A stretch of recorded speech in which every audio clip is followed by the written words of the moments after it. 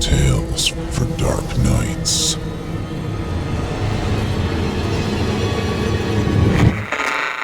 Want to make sure you never miss a Chilling Tales for Dark Nights video again? Be sure to subscribe and hit that bell to turn on notifications.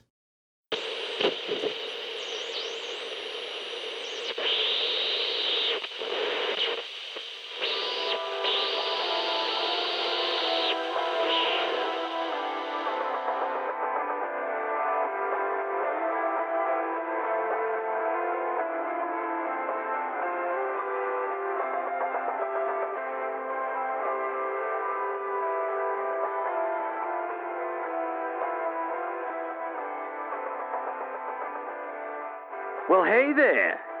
It's your pal Carl here from 89.9, Horrors of Horror. I hope you enjoyed that little number from some guy. He's the narrator, I believe. Anyway, tonight we have a great show for you. Something real special from Chilling Tales for Dark Nights. So get yourself situated. You have your ticket. So take the ride. It's like a saying we have around the studio here. Tag 'em, gag 'em, slash 'em, and bag 'em. Well, it's hanging on the fridge in the break room at least. Enough chatter. On with the show. A Picasso it is not, but it is a thing of beauty nonetheless. It's rough, simple, and needs to be done in oil. But it's pure fucking evil. And that's what I was hoping to receive. I originally wanted a Pogo the Clown painting at first, as that's what Mr. Gacy was most known for. But when number 22 of Death Wish came up for sale at an upcoming auction, I could not say no. It was much rarer than a Pogo, as only 34 were made. One for each of John's victims and one for himself. It was so fucking personal that I could not resist. I was also intrigued by the dwindling number that is still in existence. Unfortunately, some of John's artworks were burned right after he was executed, and I've heard that a couple of Death Wish pieces were on the list. So, there were maybe less than 25 in the entire world. 30 at best? But no matter. I was looking to own one, which is the important part. I threw my hat into the ring with an online opening bid from half a world away and waited. As you're already wondering, I did not consider myself to be a sick person by any means. I did have an affinity for the dark, for the macabre, but it was not in an overtly twisted sort of way. And as far as murders went, I did not appreciate their actual deeds as much as I appreciated the lengths that they went to in order to achieve their goals. That was really something because the price they were paying in their quest for greatness was the actual loss of their own lives. They did what they wanted to do, what they needed to do, no matter the cost. I found that admirable, to say the least, and very, very sexy. Focused, goal-oriented, determined. Isn't that what we were taught to be? But I digress. Somehow, my bid turned out to be the only one that mattered. As I received this supposed masterpiece in the mail, I was excited but also a little wary of the situation. How is a person 100% sure that an item of such rarity is authentic? Things can be forged and items can be weathered. Those are facts. But as soon as I tore that last shred of bubble wrap from the item in question, any doubts I had washed away in one feverish instant. I felt its presence as my eyes first touched it, as if it was not even an object but a living, breathing thing. I was nervous as I focused on the brushstrokes, and I imagined John painting away in his cell, reliving his murderous acts one moment at a time. The reds used to depict the blood would drip onto his pants, and he would giggle as he knew the real thing was so much darker.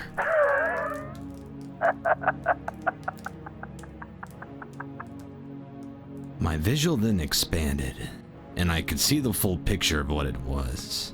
A depiction of a grim hooded reaper, complete with skeletal features, pointy animalistic teeth, and a sharpened scythe dripping with blood. Was this how John thought of himself? A grim reaper? A monstrous creature? Surely not. But I can bet that he realized that the public view of him was of something similar or even worse. I honestly could not believe what I was holding in my hands. I stood there for a while, appreciating its importance. I turned the canvas over to find a yellowed age backing board, complete with Gacy's signature and his usual numbering. Rest assured, I did my research, and everything matched perfectly. I finally owned a piece of the man. Something that lived on, past the execution, the clamoring public, and the media frenzy. One of the most interesting and unnerving things that I noticed, however, was that the painting carried a scent that I could not place. The best I can explain it is maybe a mixture between the hardened paint, musty cologne, and a hint of nicotine. Honestly, it was not altogether disgusting, just peculiar. I found myself actually enjoying it after a while. By the night's end, the Gacy's masterpiece was framed accordingly, inexpensively, hanging on my wall. The absolute centerpiece of my collection. Nothing would ever match it. I could not enter the room without my eyes focusing on this painting. It would have been like seeing your best friend and not saying hello. I greeted it often and perused its beauty and power throughout the day. Its storied past haunted me, but it also offered excitement. Which boy did John think of as he created this one? Who was number 22? And was it messy? As the days and weeks passed, I spent more and more time staring into the Reaper's eye sockets and somehow connecting emotionally with the long-dead killer of boys and men. In some strange way, after I'd be finished admiring the painting, I would feel absolutely amazing, with confidence and pride steaming out of every pore. Goals, remember? As a king amongst the peasants, I felt as if I could do anything I pleased. But what could I do? What should I do? Little did I know, John was already telling me from the grave, forcing his hand. I did not know her name.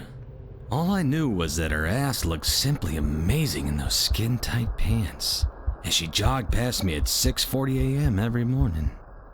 It was nice to pop a hard-on right before work. Good start to the day, I always thought. She would run past and I would slowly get into my car and follow her down the street for about a half mile. Her bouncing ass cheeks would nearly mesmerize me as I fantasized about what I could do with her and what kind of ecstasy we could accomplish together. Then, I would make a right turn and be on my way. Just a guy being a guy. I didn't really think anything of it until number 22 told me differently. As the days passed and my silent conversations with the Reaper became more frequent and longer in length, I could lose an hour easily without even realizing it. Things began to change. The experiences became less and less about Gacy and more about her. I would see flashes in my mind of me fucking her violently, of me cutting her apart amidst a spray of crimson. Everything was clear except her face, which was always unfortunately blurred. I would instantly become aroused as my mind raced. I fought these visions back at first, but eventually it was too much for me to ignore. Something was happening inside my mind and growing far beyond my control. Was I to give in to depravity? To a bloodlust that wasn't even really mine? Number 22 made me think of all the possibilities, assuring me that they could become a reality. It was a strange time, a time of confusion and near panic. Something was beyond the hardened acrylic, and it was attempting to persuade me. My morning views of the jogger began to take on a different reasoning altogether. I was now performing a ritualistic reconnaissance on this nameless woman, taking mental notes and making plans. She was truly like clockwork. After weeks of watching her closely, there was never more than a 3-minute time difference. Her arrival was always between 6:39 and 6:41. And try as I might, though, I could never get a good view of her face. She always wore a black ball cap over the top of her shiny, beautiful black hair. But I was able to see enough to notice something that I did not care for at all. Her lips. They were definitely enhanced. Botox or whatever. I absolutely hate enhancements on a woman. So fucking shallow, so terribly fake. I could see it in my mind. Some bitchy, self-conscious MILF trying to get attention because her husband hates her fucking guts. Sad, really. The wheels were certainly in motion, but I knew deep down that it was not too late. A part of me was actually contemplating burning number 22, but I simply couldn't bring myself to do it. There was a power to it, however black it was, and the darkness in me found solace in it. I made one final attempt to turn things around. It must have been quite a sight. Myself kneeling to the Reaper, asking it to stop, pleading for an end, with tears streaming down my face. My sadness and guilt built to a crescendo of an uncontrollable scream. I'm not gonna kill that girl! I don't give a fuck who you are! At that moment, number 22 fell off the wall with a crash of splintering wood. The canvas board lay there amidst the shards of its broken frame. I lost my breath. John heard me and was obviously not amused. I bought a brand new wooden frame, even nicer than the last, and placed the masterpiece back on its hook where it belonged. And so it was the Reaper continued to push me. John continued to pull the strings from his place in hell, and I finally gave in to these forces that had their hooks in me. I fashioned my kill kit for several days. Knives, saws, tape, rope, lime, whatever I thought could be useful in the execution and disposal. The plan was to incapacitate her cleanly with no mess. I needed to get her unconscious body into my car when at that point, I would drive her about 3 miles to the other house I owned, and was at that time attempting to sell, which would hopefully be the place of her demise. As I thought about it, I realized that it was a flawless situation. She was the perfect victim, and I had the perfect location. An empty house with no neighbors on any side. We would be together writhing in a snake pit full of blood and whales. Just me, her and John. I found it fitting that the plan would be put into motion on a dark October morning. I was neither ghost nor goblin, but much worse, it seemed. I hid in the blackness awaiting my prey, excited to snatch this woman up like the very hand of God. My heart beat faster and faster as the minutes passed, to the point where I almost aborted the mission. I wasn't sure if I was having a fucking heart attack or what. I was sweating and salivating like a fucking animal, and my hands began to tremble. Moments passed, and apparently, so did my opportunity. On the one morning when it actually behooved this girl to keep her fucking schedule, she never showed up. I could not believe it. I must admit, however, that a part of me was relieved. Maybe the fates were on her side after all. I did the only thing I could. I showed up at work late and acted like nothing had happened. In my heart and mind, however, I was exhausted. When I returned home from work that day, I honestly thought I was off the hook. A burden had been lifted off of me. It just wasn't meant to happen. I wasn't meant to go that far. It was a second chance at normalcy. Unfortunately, as soon as I locked my gaze with number 22 later that evening, I knew that I was dead wrong. All of those visions returned even stronger than before. I could see it happening in my memories as if it already had. It was vivid and violent. I watched the cuts opening, spreading her tan skin and revealing the yellows, pinks, and reds underneath. Arousal was not the word. I fell to my knees in a mess and ecstasy. It was over. I would try again. I had no choice. I began the next morning just as the last. I called in sick for work, loaded up my car with the necessities, and took my perch in the darkness, waiting to claim my prize. It was a little different this time around. No nervousness, sweating, or fearful trembling. Just the moment at hand, and a laser focus. This time, I was not disappointed. I heard the footsteps coming and readied my stance. As soon as she came into view, I bolted with speed behind her, hooked one arm underneath hers and wrapped the other around her neck. Her ball cap fell off into the road as I struggled to get a stronghold. There was no time for her even to make a whimper. I dragged her across my driveway, her legs flailing and heels smacking into the blacktop with force. As soon as I got out of view of the street, hidden behind my car, I dropped onto the ground with her and squeezed into the chokehold with all my might, with her neck pulsating against the crook of my elbow. Her hair smelled so very delicious as I buried my face deep into it. It was the scent of fresh strawberries.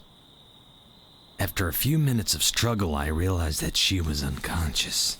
I quickly bound her hands behind her back and her feet together with 2 lengths of rope I had already prepared. I muscled her body into the back seat of my car, snatched her hat from the road, and off we went.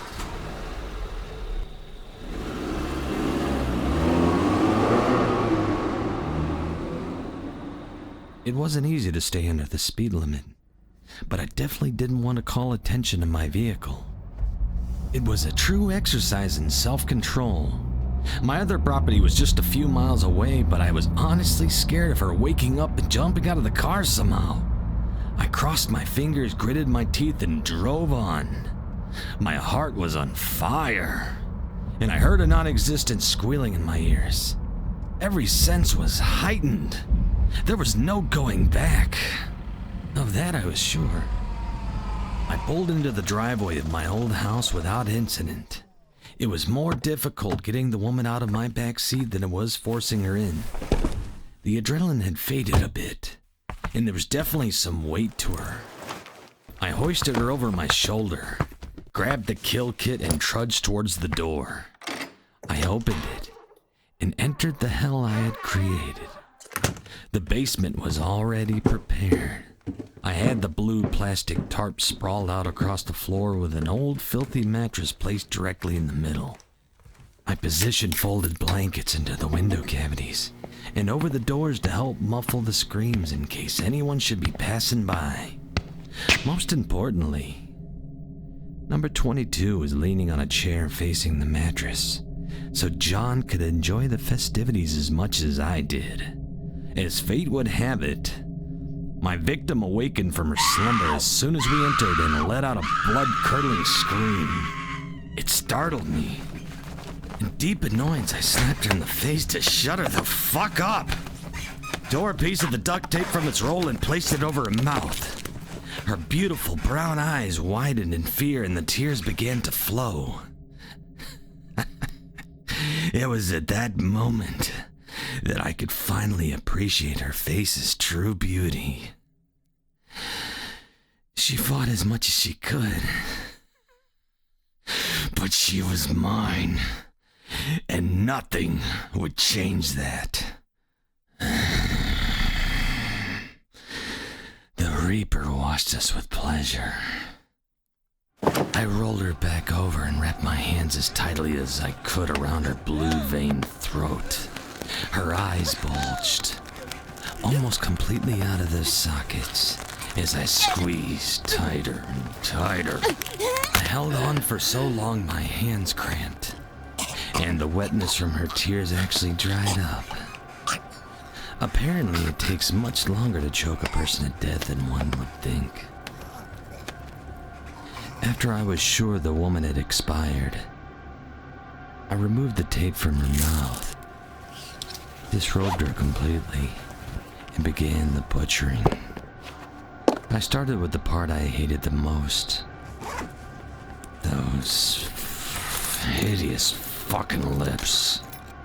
I trimmed them off with my switchblade and stuffed the bloody strips into the corpse's mouth. I continued onto the hacksaw, then the real work began. I was unprepared for the amount of blood, sweat, and toil required to dismantle a body. My stomach couldn't handle it at first either. I vomited many times during the dismemberment, but got through it the best I could. It was a crudely done job, as I did not really know what the fuck I was doing. But I eventually accomplished what was required of me. I remember standing there admiring the scene, as I looked upon a head here, a leg over there, the torso leaking crimson hot all over the tarp and pass it onto my concrete floor. The mess was absolutely terrible, and the smells accumulated so very quickly.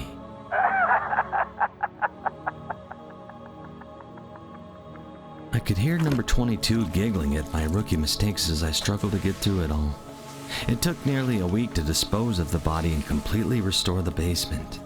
An easy task it was not. I did keep a few mementos from that beautiful girl.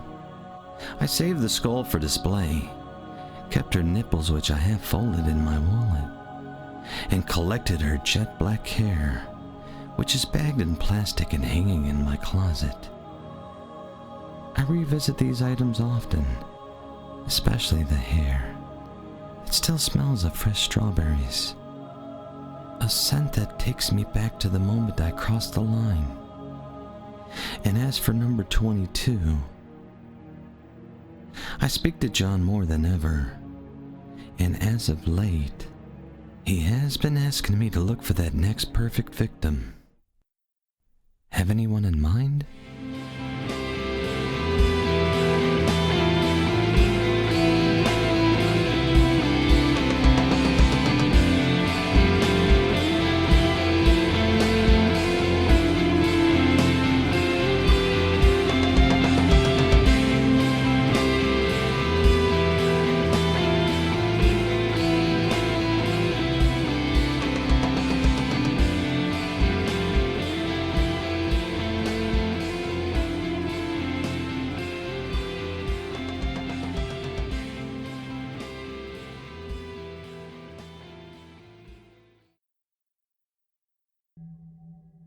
Frost by Johnny Nava.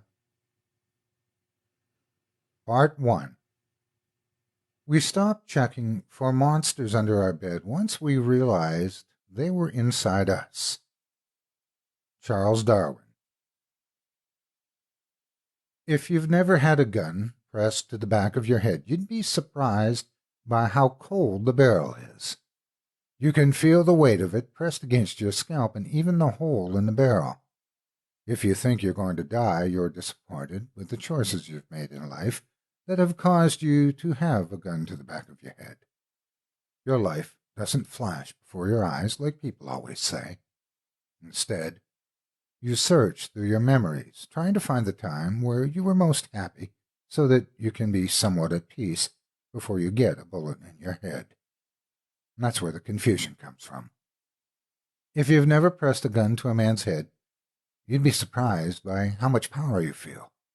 In a way, you're playing God, holding the man's life in your hand.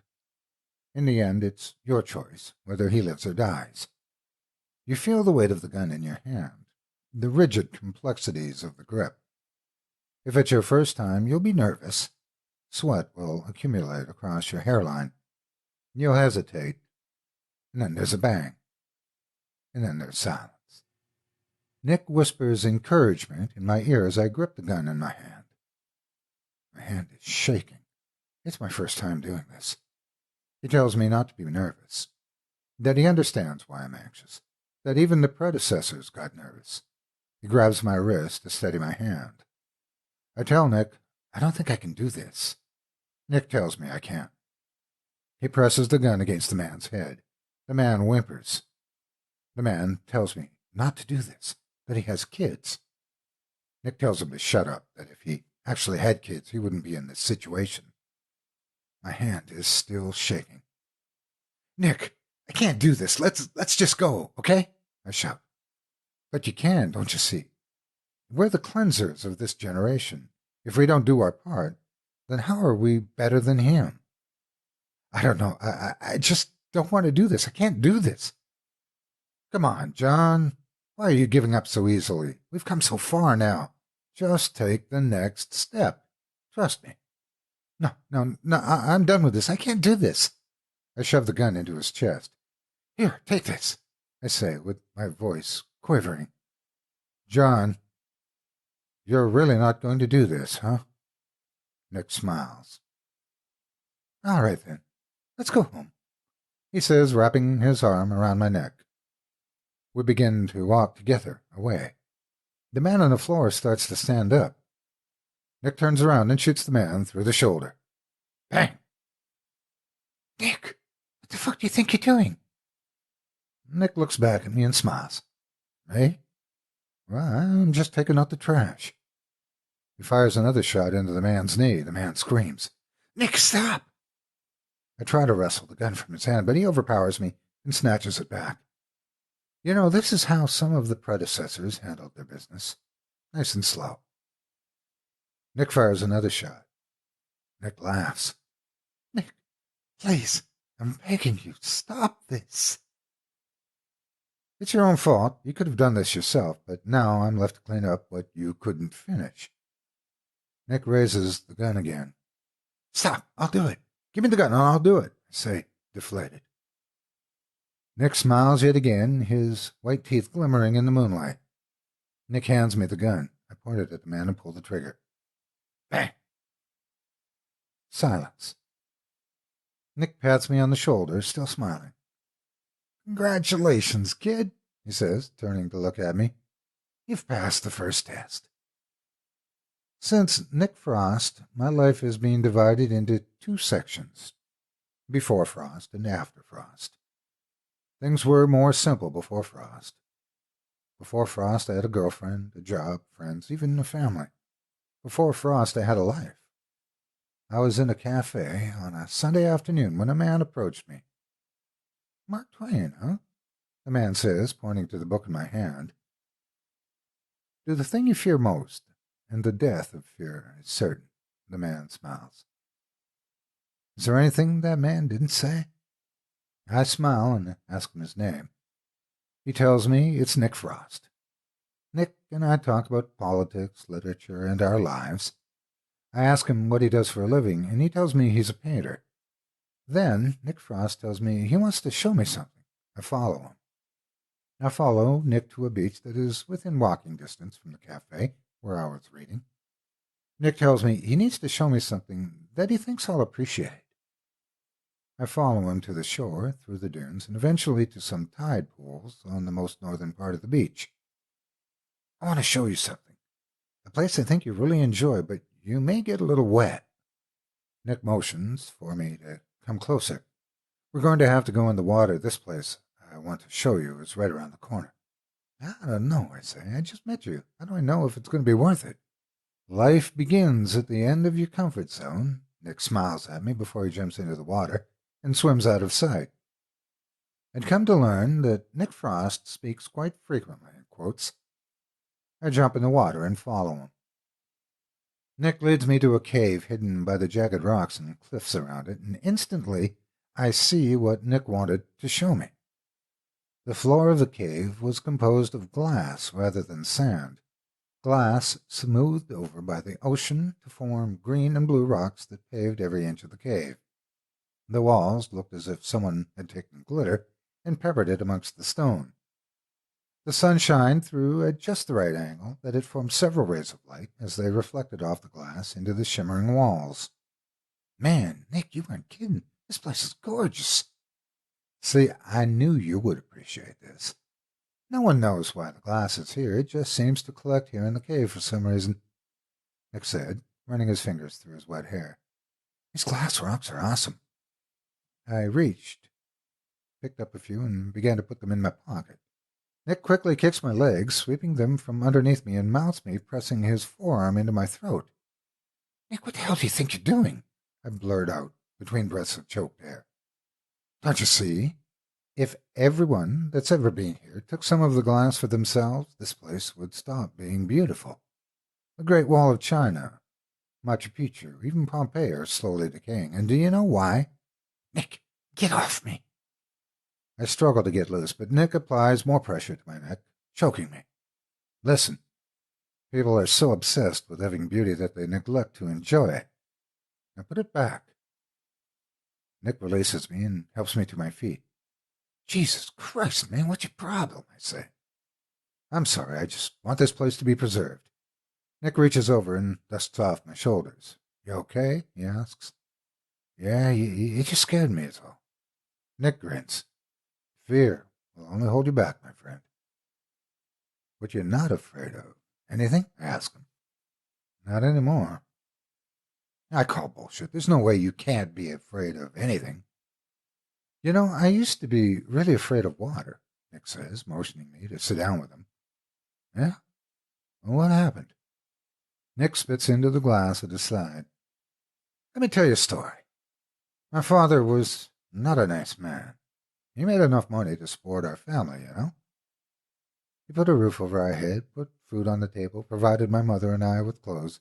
But that's where he felt his duties ended. My earliest memories I have of him was of him beating my mom with a tree branch.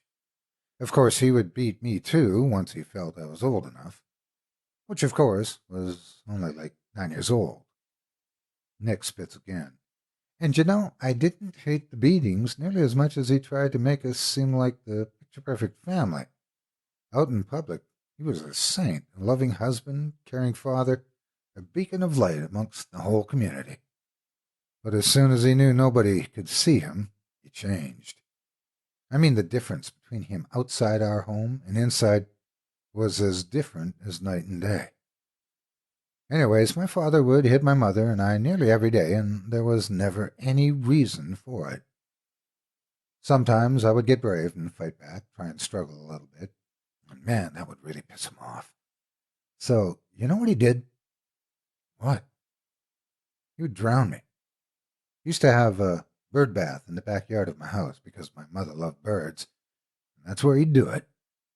He'd take me out back and hold my head under the water for what seemed like hours until he knew I was about to lose consciousness. And then he would lift my head up from the water, let me breathe, and then do it again. Nick picks up a piece of glass and runs it between his fingers, lifts it up to his eye to examine it, and then flicks it away. After doing this a few times, I became afraid of water. Obviously, a glass of water didn't scare me, but I couldn't handle pools or any large body of water because of my father.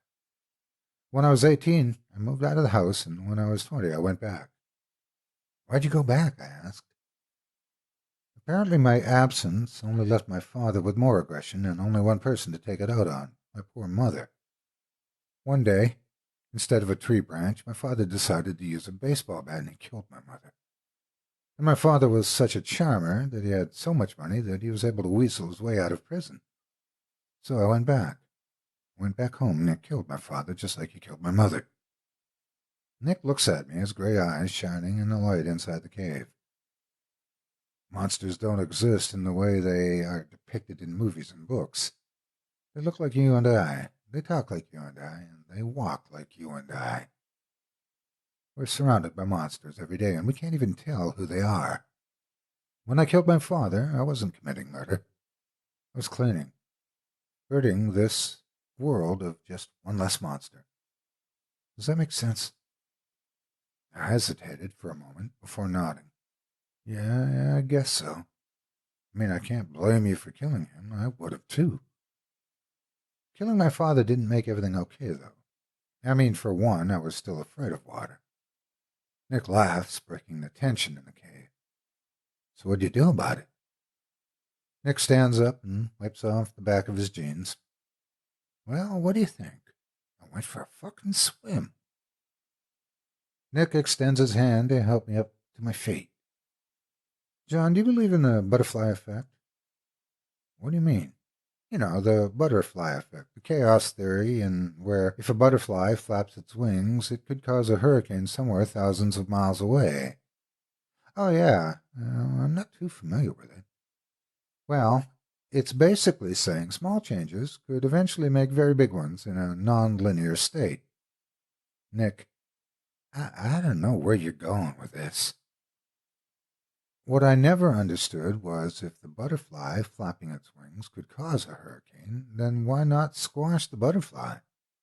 That way, we would never have to worry about the hurricane happening. Nick, I think you're missing the point. Nick begins to make his descent into the water at the base of the cave. I'm not missing the point. I understand the concept. I still don't understand why you brought this up then. Nick looks at me and takes a step out of the water. I need you to help me kill some butterflies. Part 2. Ghosts are real, and monsters are real too. They live inside of us, and sometimes they win. Stephen King. In stories we tell about ourselves, we're always the hero. We exaggerate our own feats, paint ourselves as the champion of our own tales. We tell stories about how we won in a fight, how we scored the last point in a game, or how we saved the life of a child. We never tell stories in which we're the villain. Everyone has the story where they're the bad guy, but we hide these stories from each other. Mask them, along with all of our other faults, until half of what people see is bullshit. Then, in some stories, the line between the two begins to blur. Every once in a while, you can be a bit of both. Nick pours himself a glass of Coke and watches as the ice bobs back and forth in between the glass. He raises the glass so he can see better and watches as the bubbles float up to the top of the drink. I think you're ready, Nick says, taking a sip of the soda. Ready for what? To kill your first butterfly. Nick, quit using innuendos and just call it what it is. Nick takes another sip. And what would that be? Murder. No, have you not been listening to anything I've been saying? The end always justifies the means. People die every day. We're just making sure the right ones do. If I had killed my father before he had the chance to kill my mother, she would still be alive today. But instead, they're both dead. 2 lives gone instead of 1. Some people's lives are more valuable than others because some people are just human waste. Take 1 life to save another. That's the way these things work. The butterfly effect. But how do we know we're taking the right lives, I asked. Nick laughs the same way he always does. Meet me at my place tonight at 9. I have something to show you. My girlfriend calls. I ignore it. My parents call. I ignore it. My friends call. I ignore it. Nick calls. I pick up the phone. This is the way my life has been since the day I met Nick Frost. It didn't start off like this. At first, Nick and I would only hang out a few times a week. Grab lunch, go surfing, go for a walk. But the more I hung out with Nick, the faster he gradually replaced everyone in my life. My friends eventually just stopped calling. My parents figured I was just too busy. But my girlfriend was jealous. She'd yell at me for not spending enough time with her, and for being late when I did. In the end, she was yelling at me for not even showing up. She wanted to meet Nick, but I never let her. Something about my conservative Catholic girlfriend and my self-righteous nihilistic friend Nick Frost didn't seem to mix well in my head. Ultimately, I had to make a choice, her or Nick. I chose Nick. The more time I spent with Nick, the more he made sense. He was a bit radical for my taste, but he made good points. He talked about how the same people striving for world peace were the same people clamoring for war, but how the same people who are concerned with overpopulation were the same people trying to get rid of capital punishment. How the first person who was ever born committed murder. Killing was part of our instinct. To Nick, death was a part of life, and he seemed to be the only one that realized it.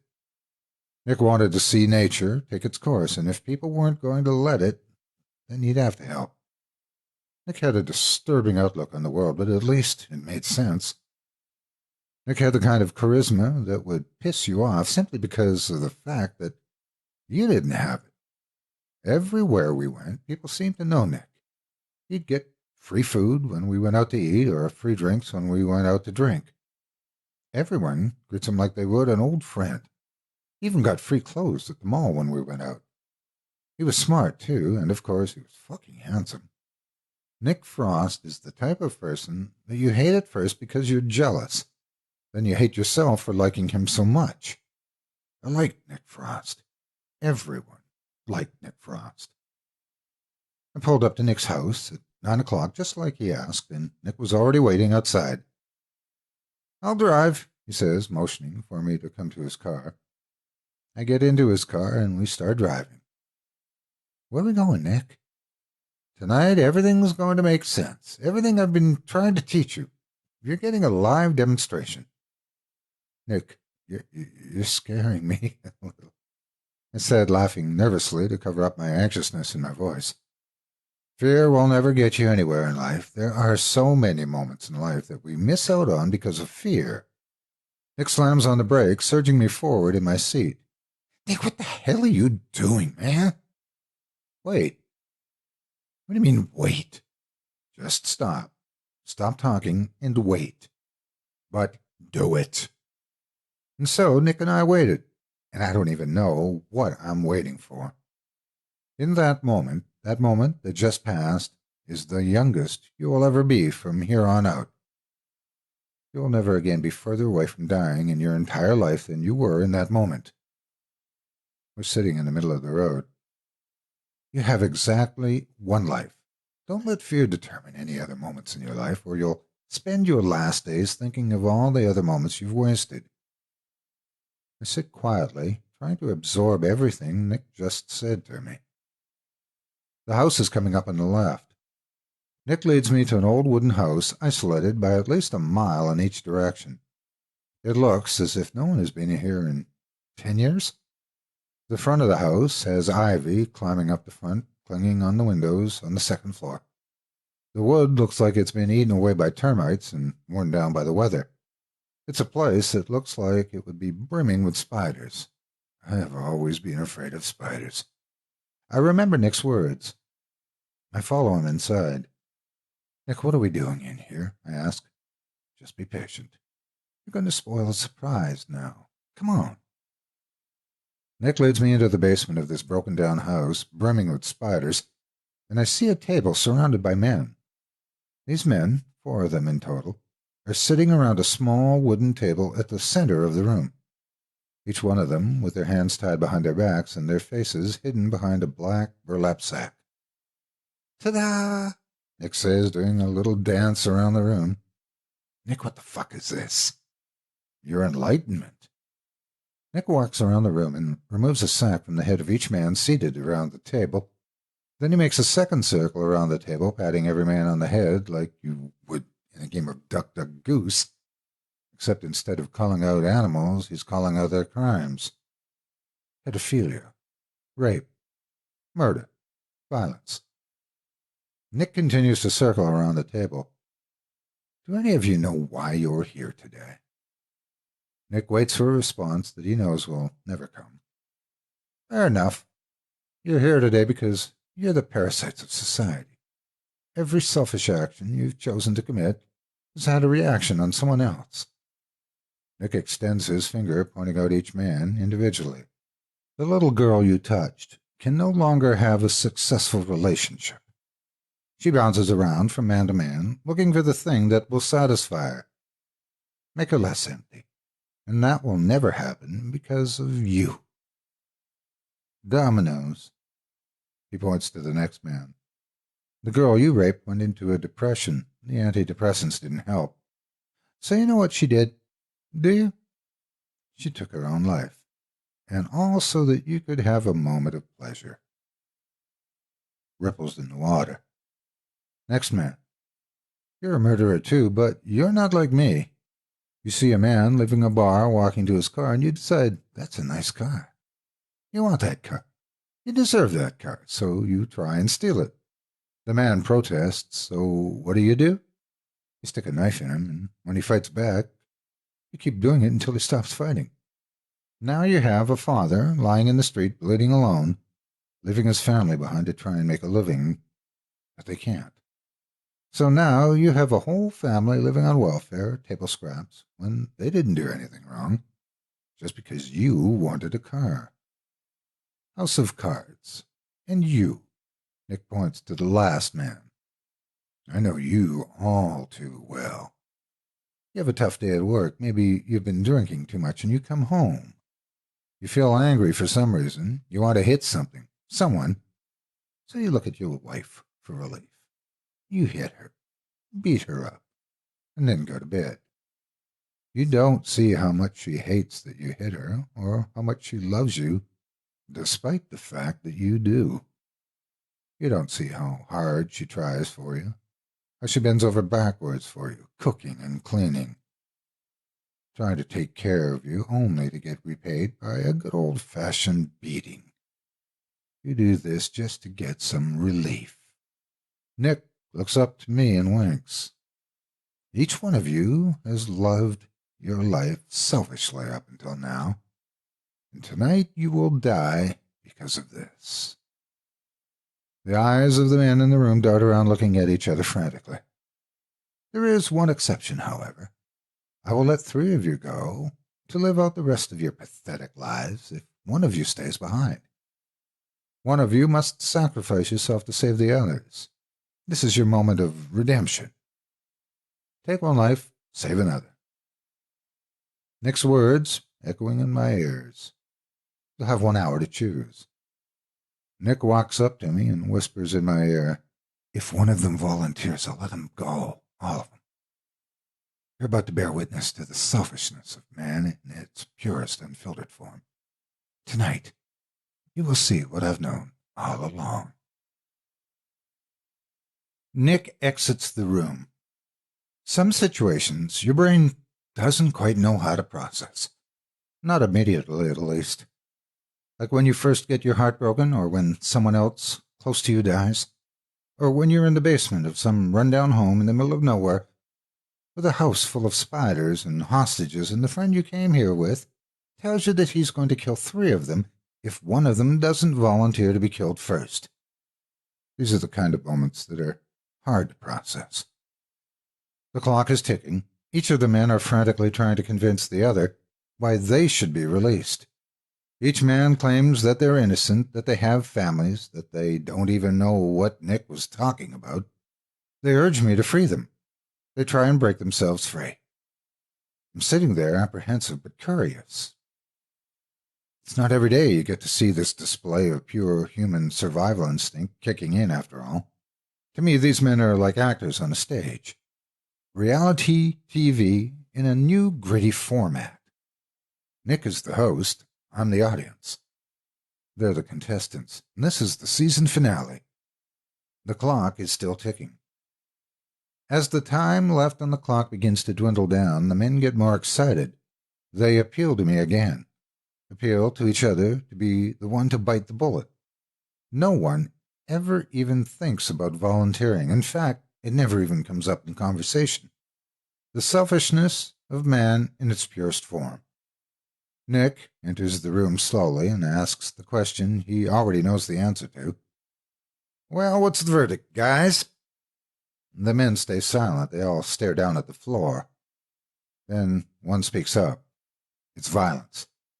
Look, I don't know who you are or who you think I am, but I didn't do anything. I have no idea what you're talking about. I just want to go home. Please, let me go home. I'd love to, but one of these other men need to volunteer first. It's been an hour. We're going to overtime now. Nick Frost says in his cool, collected voice, Anyone? Anyone at all? I hear the wind blowing through the cracks in the house upstairs. The high-pitched creaking of the swinging doors. What I don't hear is a voice speaking up. No one volunteers. Okay, then, I'll just be leaving then.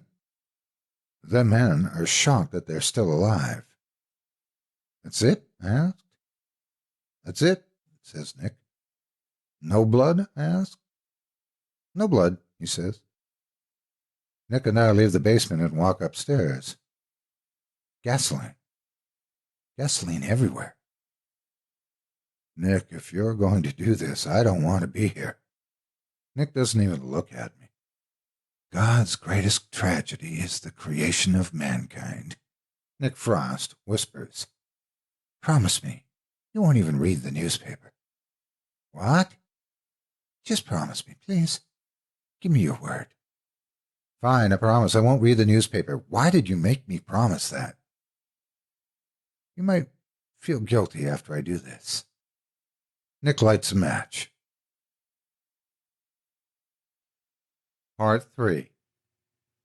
A man who won't die for something is not fit to live. Martin Luther King. Nick and I watched as the house gets swallowed in fire. We watch as the flames dance their way around the house, engulfing every part of it in a fervent heat. These are the kind of moments that Nick Frost lives for. To Nick, this kind of chaos, this death, is an art form. Nick is the composer, I am the musician. The house is the music. And here he stands, watching, relishing in the moment, soaking in the applause from an invisible audience. This is the symphony of destruction.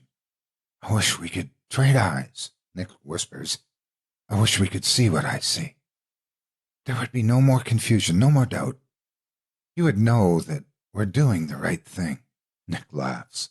Nick, we have to get out of here. People are going to notice an enormous fire, even this far out. Nick laughs. I bet you're one of those people who leave at the 7th inning of a baseball game, aren't you? This is the main event. Do you know how much preparation went into this? Let me enjoy. You can do what you want, but I'm leaving. We killed 4 people. Here, take my jacket. Then it's pretty cold outside. Nick begins to unbutton his jacket. I sigh. Forget it. There's no use arguing. I walk up to stand next to Nick. How did I get into all this, Nick? Where the hell did I go wrong in my life to be standing here with you right now? How did you convince me to get to this point? Nick smiles. Because until now, you've lacked purpose. You've gone through life without any sort of direction, and that scares you. You were just waiting for someone like me to come and give you that purpose you were looking for. It's easy to be a muse to someone who has never had an inspiration. Nick and I watch as the house collapses upon itself. The one thing I hated more than anything about Nick Frost is the way he would make you feel completely inadequate about everything. If you were good-looking, he was better. If you were athletic, he was more athletic. If you were smart, he was smarter. You couldn't escape it. It was just who he was. Nick and I were walking down the street one day after getting some drinks at a bar when a man bumped into Nick. Sorry, Nick muttered as he and the man passed. What the fuck did you say to me? The man called back.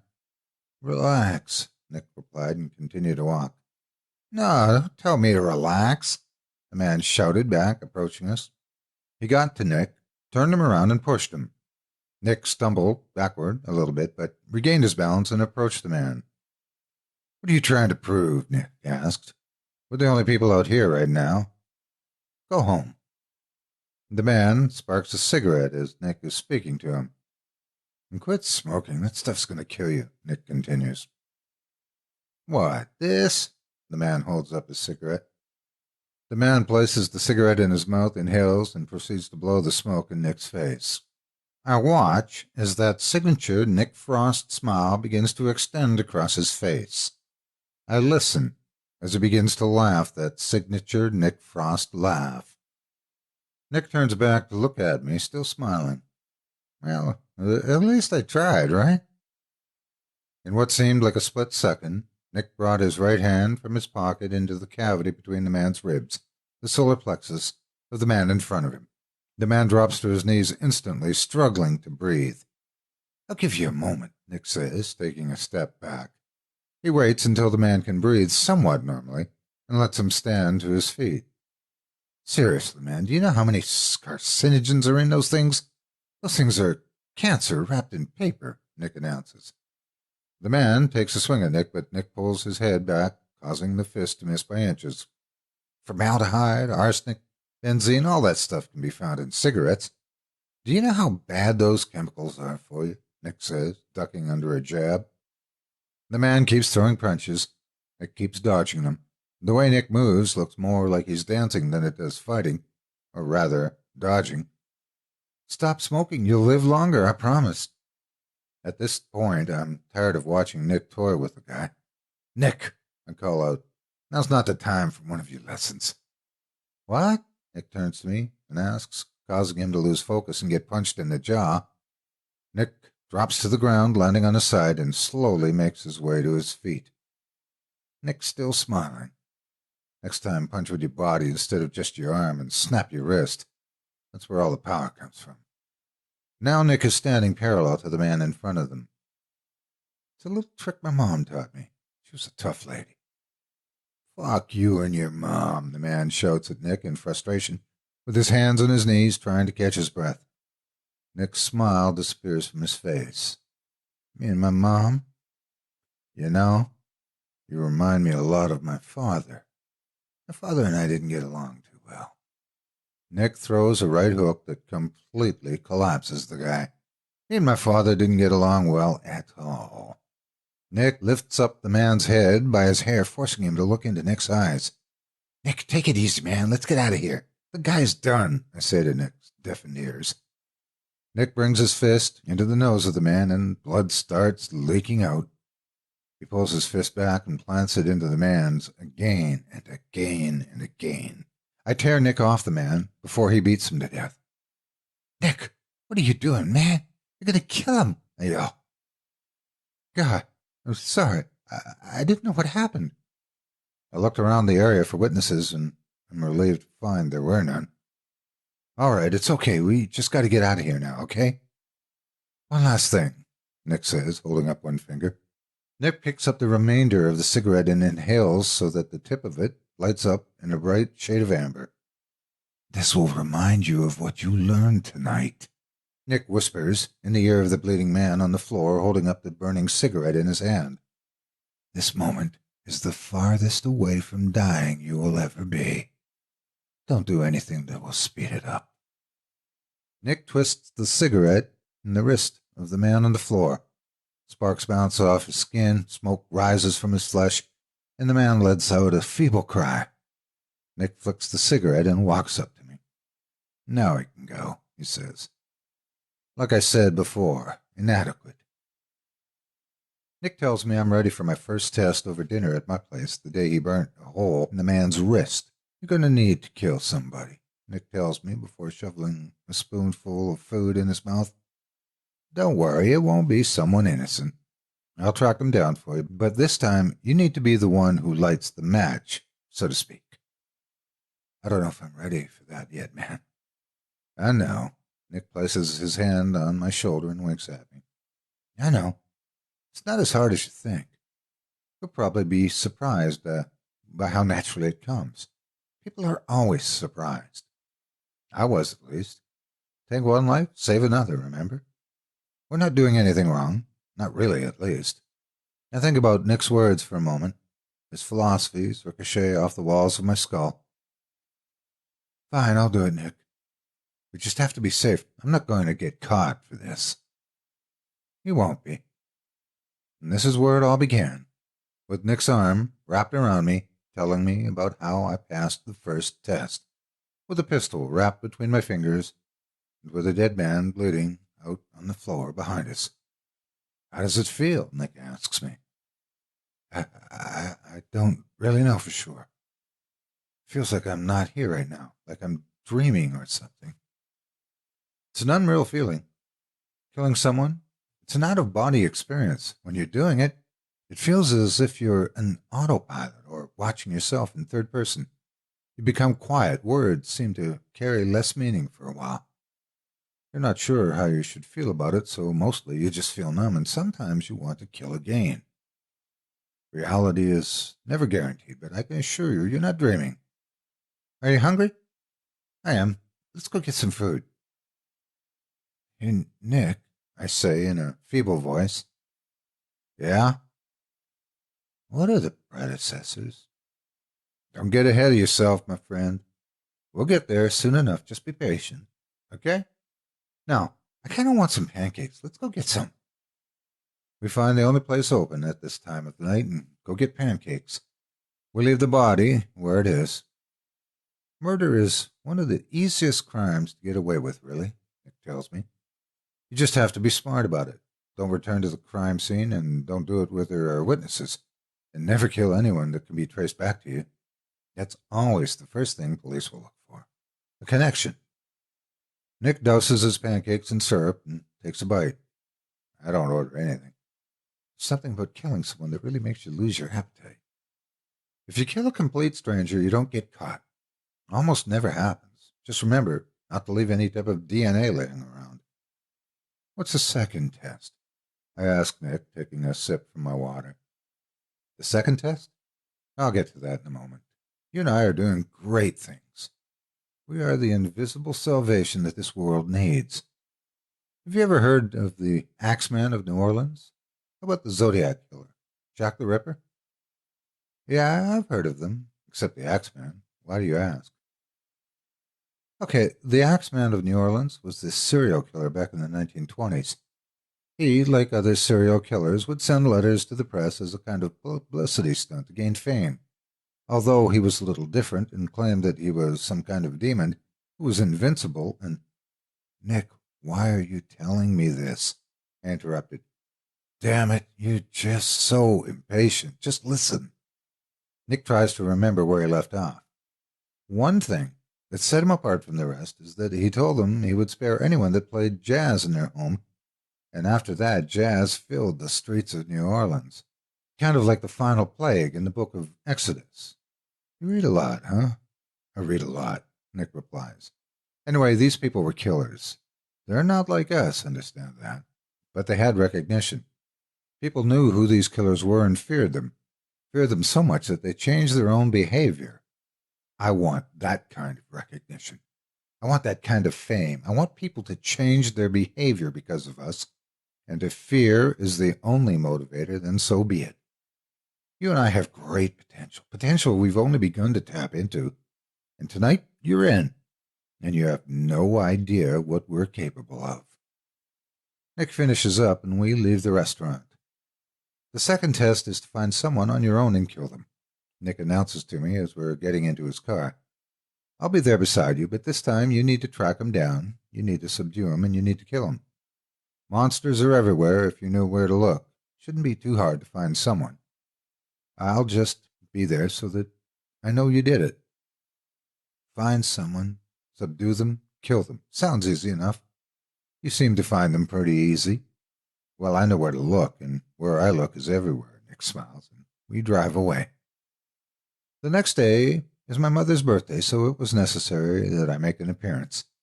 By this point, it had been nearly 7 weeks since I had talked to them, so they were full of questions. Where have you been? How has work? How's your girlfriend? For most of the questions, I reply with generic responses. I've been busy with work. Work is good. Claire's fine. Well, we broke up. Then they inform me they invited her to the party and that my ex-girlfriend, Claire, was coming because they didn't know we broke up.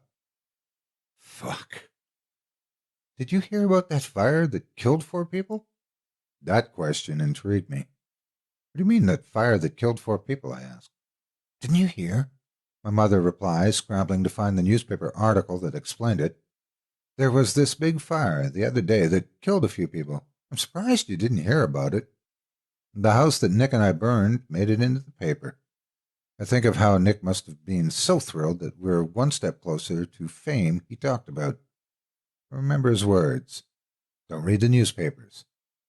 Do they know who did it? I asked my mother. Don't think so. They haven't been any suspects yet. I breathed a sigh of relief. Nick was right. If you kill a stranger, you don't get caught. The first thing anyone looks for is a connection. It's a shame, really, my mother continues. Thomas Brown really was such a nice guy. It's been hard on the family. Thomas Brown? Family? What do you mean? Who's Thomas Brown? I asked nervously. Oh, Thomas? You wouldn't know. You haven't been to church in years. I hadn't. He went to the same church as your father and I. Really nice man. Really nice family, you know? My mother continued talking, but I stopped listening. Nick said these men had no families. Nick said these men were innocent. Take one life, save another. Can I see the newspaper, please? Of course, honey, my mother answered, handing me the paper. My mother continues to talk, but I continue not to listen. I fumble at the corners of the pages nervously. Sweat is now beginning to form in different areas of my body. It's funny how now I'm more nervous than I was with my gun pressed to the back of another man's head. I turn to the obituary pages. My heart, or rather every organ in my body, drops. I know now that if I were to try and speak, I wouldn't be able to. Now the sweat is flooding down my body and face. Beloved father, dearest husband, loving friend. I recognize the face of each man at the house. I remember their pleas for help. Beside each one of their faces, these words were printed. Nick Frost wasn't the vigilante antihero I thought he was. He was a serial killer, a murderer. And now I was too. My phone rings and I pick it up to hear the voice of Nick Frost. I told you not to read the newspapers. Part 4. An alliance with a powerful person is never safe. Phaedrus. What most people don't realize is that there is almost never a villain. Most of the time, the villain believes that he himself is the hero, that he is the one in doing the right thing, and that the so-called hero is the one in the wrong. And all it really is the opinions of the majority determining the roles. In reality, there are rarely villains, but sometimes there are. Sometimes these villains, these criminals, these bad guys accept what they're doing is wrong, but choose to do it anyway. And every once in a while, they embrace it. What's the closest you've ever been to dying? Nick asks me as we're sitting in his car. This was after the fire, but before the man I killed. I don't know, Nick. Then think about it. What is the closest you've ever been to dying? Nick slows down his words to emphasize his point. I don't know. I had the flu when I was a kid and I got really sick. I don't know, Nick. What do you want me to say? I don't see how. You don't know because you're not trying. Take this seriously.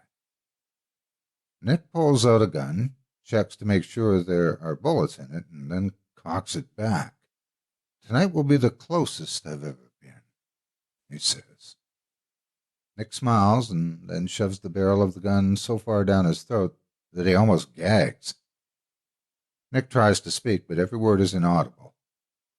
Nick takes a napkin from his door and begins scribbling down a few words with one hand, still holding the gun between his teeth. On the paper, he writes, "Kill me or I will kill you." Nick, what the hell are you doing? I'm not going to kill you. Nick raises both hands in the air and looks at me. He holds the gun in place with his teeth. Nick, no, I'm not playing any more of your stupid games. Nick tilts his head towards the note and then towards me before mumbling something inaudible. No, I'm done. I reach for the handle of the door to let myself out, but Nick grabs my arm and forces me back in my seat. The gun is still in his mouth. Nick grabs my hand and moves it up to the grip of the gun. He nods at me, then closes his eyes. This is a guy who has burned down a house with 4 men tied up inside of it. A guy who beat his own father to death. A guy who enjoys killing people. Now I'm holding a gun pointed to the back of his throat? Nick was smart. He's not what you would call stable. I didn't doubt what he wrote on that piece of paper. Damn it, Nick. Can you just tell me the lesson for once, instead of having to put up with more of your bullshit? I don't want to do this. I'm not going to kill you. I will not kill you, Nick. I pulled the gun out of his throat and tossed it onto his lap. Kill me, Nick, I tell him. Nick shrugs. Okay. Nick grabs my collar and presses the gun against my temple. I feel the cold touch of the barrel. Nick's saliva is a river down the side of my face. The gun feels heavier pressed against your head than what it does when you're holding it. Are you scared? Nick asks me. Scared? Yes. Surprised? No. I don't respond. This is the closest you've ever been to dying. Understand? In this moment, it's your life in my hands. If I pull the trigger right now, you will die. At this range, it will do too much damage to your head.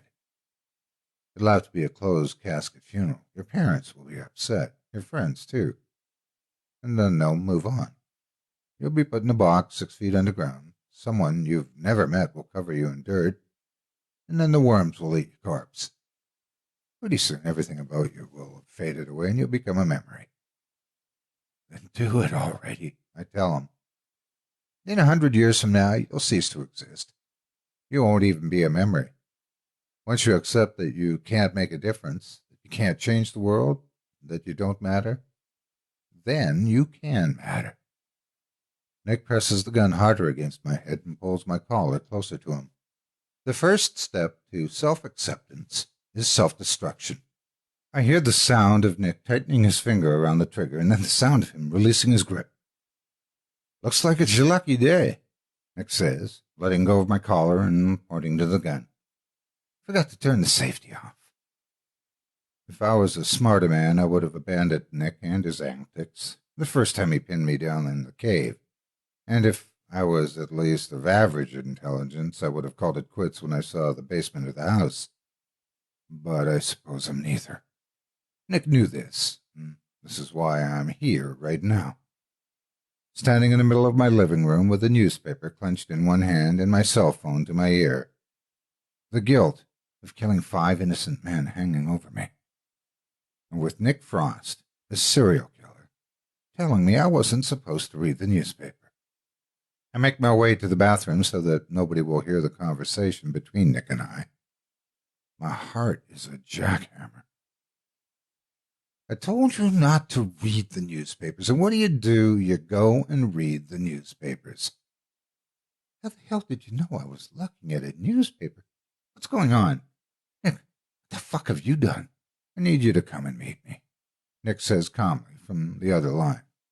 No. Why the fuck would I do that? You're going to have to come meet me. I'll let Claire explain. Nick hangs up the phone. Claire was my girlfriend before I started dating Nick, but they had never met. They had never even seen each other. In situations like this, no amount of experience or education can really prepare you for. I'm not even halfway out of the bathroom door, and Claire is on top of me, crying and apologizing. Her eyes are brimming with tears. Her mascara is running down her cheekbones. She has both her hands clasped over her mouth. John, I'm so sorry. Please, you have to believe me. Claire, I want to hear what you have to say, but for right now, we need to stay calm and get out of this house without making a scene. But you have to listen to me. You need to know. Before she can finish her sentence, I pin Claire against the wall and force one hand over her mouth. Claire, you need to stop talking, now. The more time you spend with Nick, the more like Nick you become. Let's go. I'll do the talking. I take Claire's hand in mine and lead her into the living room where everyone is lounging. Hey, Mom, Claire's got called into work and I have to take her there. I say to my mom, making my way out to the door. But how did she get here? Mom, I don't really have time to explain. I have to go. But it's my birthday, she tells me. I haven't seen you in so long. I've missed you, and we were just about to have cake. You can stay for that, can't you? Mom, I gotta go. I love you. I hear her, but choose not to respond. I take Claire's hand and lead her out the front door. Inside, Claire did a good job masking her tears, but as soon as the door to my car closes, she falls apart. I'm so sorry, John. I'm so sorry. Claire, what the fuck did you do? Claire tries to calm herself down and explain. Nick, your friend Nick, she says. He came to my house, my own house, and tells me that I need to keep an eye on you. I need to make sure that you don't hear about some fire. He tells me to make sure that the news isn't on and that you don't read any newspapers. Claire wriggles around frantically in her seat and begins jabbing my arm with her fist. Where do you think you're going? She screams. We need to meet Nick. No, we're going as far away as possible from that psycho. Do you have any idea what he's done? What we've done? You don't get it. You don't fucking get it. Claire's voice rises to a deafening tone. He said that if I don't watch you, that he's going to kill me and my family. If I told you any of this, that he would kill me and my family. You don't know him, John. Claire, if anyone knows Nick, I do. We can't risk it. You don't know him, you don't. He'll find you, he'll find us. He knows, John, he knows everything. If we don't go to him now, he'll come looking for us. And if he can't find us immediately, he'll look for a way to bring us out. Please don't make him do that, please. Claire grabs my sleeve and presses her moist face against it. I can feel her tears leaking through the fabric of my sleeve. I drive around aimlessly for a few more minutes with Claire pleading with me in the passenger seat. With my sleeve soaked in Claire's salty tears, with the memories of Nick being recounted in my brain, before I realize that Claire is absolutely right. I ask Claire where he wants us to meet him, and she leads me to an abandoned automobile repair shop in a less populated part of town. By now, Claire is more calm, and now it's her leading me. She guides me to the back of the shop where there is a door broken in and pauses. Hey, she whispers. Yeah. I love you. Still. Claire takes a step closer to me, pulls my head down to her level, and kisses me. Then she places her hand on the door and we enter the room.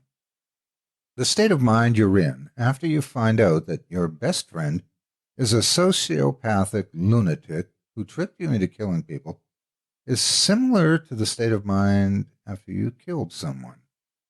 Everything is just numb, like you're in a dream, but at the same time you know you're awake, like you've been pumped with almost enough anesthesia.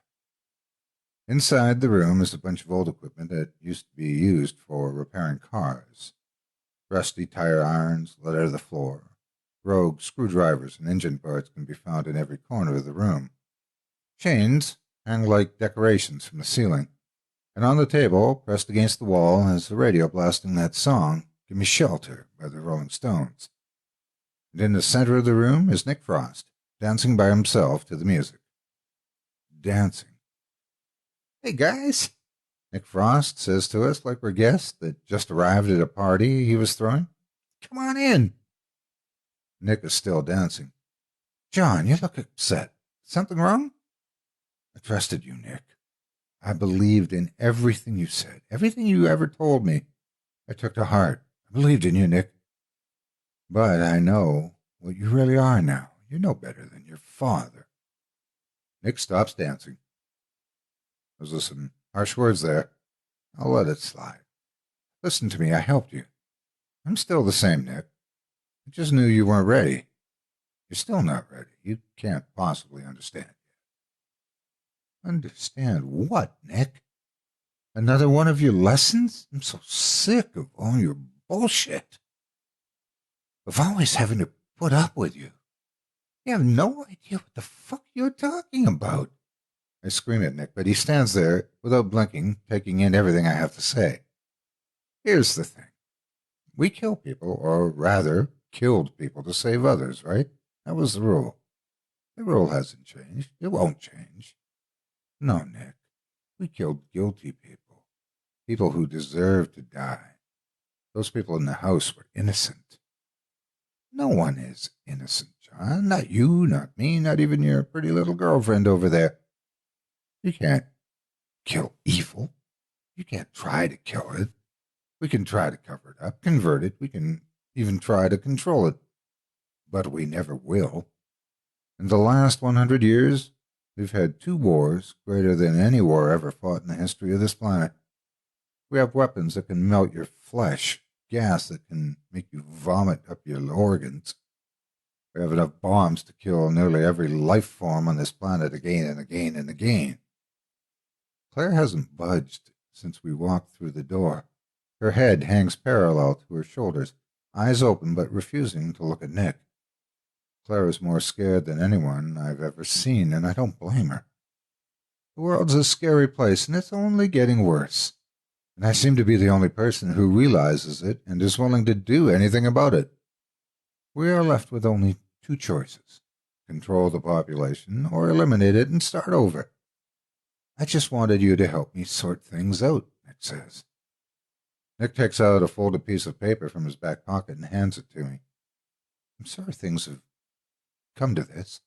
I really did like you, he says.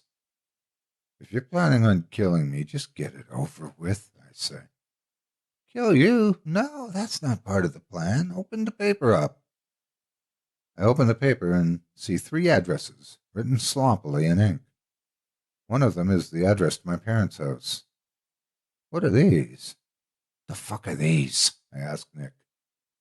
Nick Frost smiles that smile I've grown to hate. The clock is ticking, my friend. I have an interview in an hour from now, and I need something extravagant to happen before that. I have men going to each of these addresses, and they're going to kill every last person there. One is your dearest parents' house. One is a grocery store, and the other— Nick pauses for a moment to smile. That last one's a school. My men, they know who you are. They know you're coming, and they know not to kill you. Choose wisely now. You can only save one. Clock is ticking. Tick, tick, tick. I stand in front of Nick, my mouth open, incapable of speaking. You didn't really think I was alone, did you? No. You were just another pawn, John. I liked you, but you were a pawn. But hey, look on the bright side. You still got this one. Nick points his thumb over to Claire, who is still standing in perpetual silence. You can tell a lot from looking into someone's eyes, and as I looked into his eyes in that moment, I knew there was nothing behind them. I knew there was no emotion, no regret, no life within any part of Nick. I saw that I'd been lied to our entire time together. I saw a soul that wasn't there. And in that moment I realized I was looking into the eyes of a psychopath, a serial killer. This is so you know. I'm not bluffing, he says. Nick pulls out a gun from the back of his pants and, without breaking eye contact with me, raises it to Claire and pulls the trigger. Part 5. God's greatest tragedy is the creation of mankind. Nick Frost. I have Claire all over me. The girl I used to love is now nothing more than a corpse on the floor, and I can't help but think how badly I want to wash her blood off my clothes. Nick's thoughts in my head. The paper is still in my hand. Grocery store. School. Parents. Hello? What are you waiting for? You have all the addresses. Now make a choice. Which one is it going to be? Nick says. The last words I spoke to my mom come rushing back. Hundreds of random faces that I've seen at supermarket stream into my consciousness. I remember the friendly faces of every little boy and girl I ever met. Jesus, man, talk about a procrastinator. If you don't make it in time, I'm not going to lose any sleep over it. I stop thinking. I take my keys and go. Inside my car, I hold the paper in front of me, trying to recall the location of each address. I rule out the grocery store. School. Parents. I open the door and vomit. The keys turn inside the ignition. The tires spin. I think of the last words I spoke to my mom. I imagine them sitting around a table eating cake. I see my parents talking about me the way all parents do. I see them cracking open photo albums and pointing to pictures of me as a baby.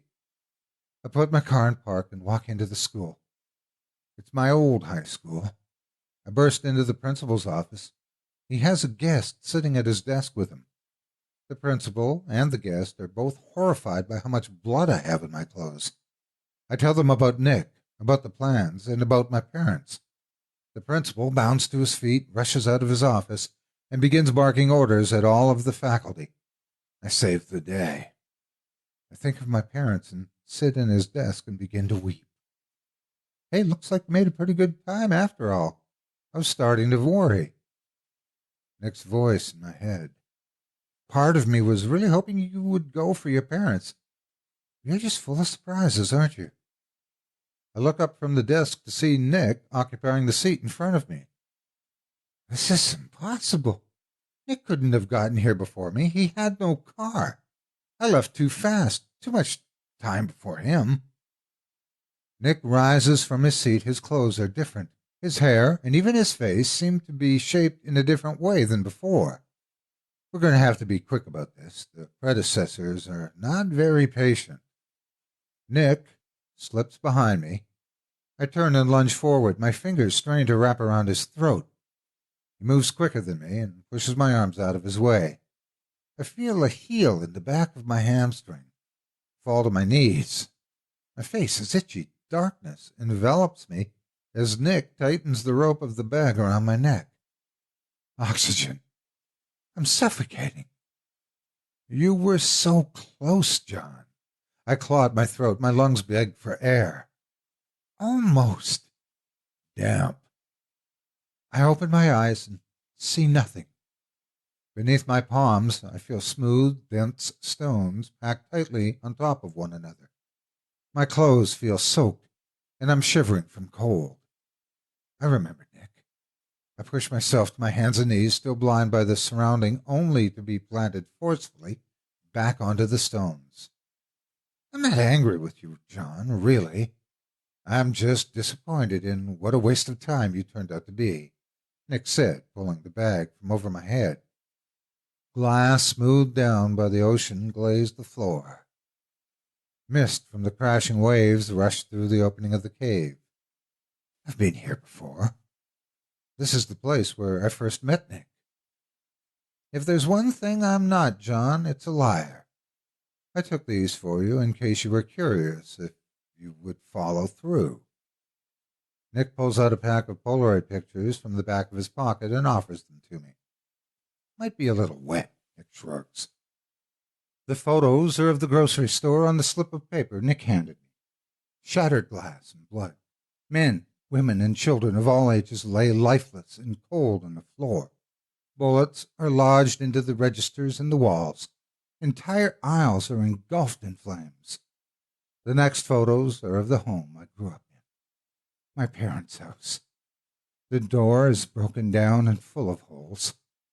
Decorations from the party are splattered with blood. The familiar faces of all the people I loved are captured on film before me. All of them are gone. I don't see my parents. The gun in his hand forces me to suppress the desire to kill him with my hands. I begin to weep again. Why are you doing this to me? I've done nothing but listen to you. When will it be enough? I ask. Nick smiles. Funny you should ask, actually. It's not up to me, but I have a feeling this is the end. Nick walks to the corner of the cave and points to two heaps on the ground. This is the main event, but it's up to you to determine the outcome. With a gun in one hand, he uses the other to pull the bags off of the heaps in front of him. Under the masks held the swelled and swollen faces of each of my parents. Upon seeing me, they each begin to cry, and I don't know if they're tears of sadness, fear, or even joy to see me alive. I stand up and try to move towards them.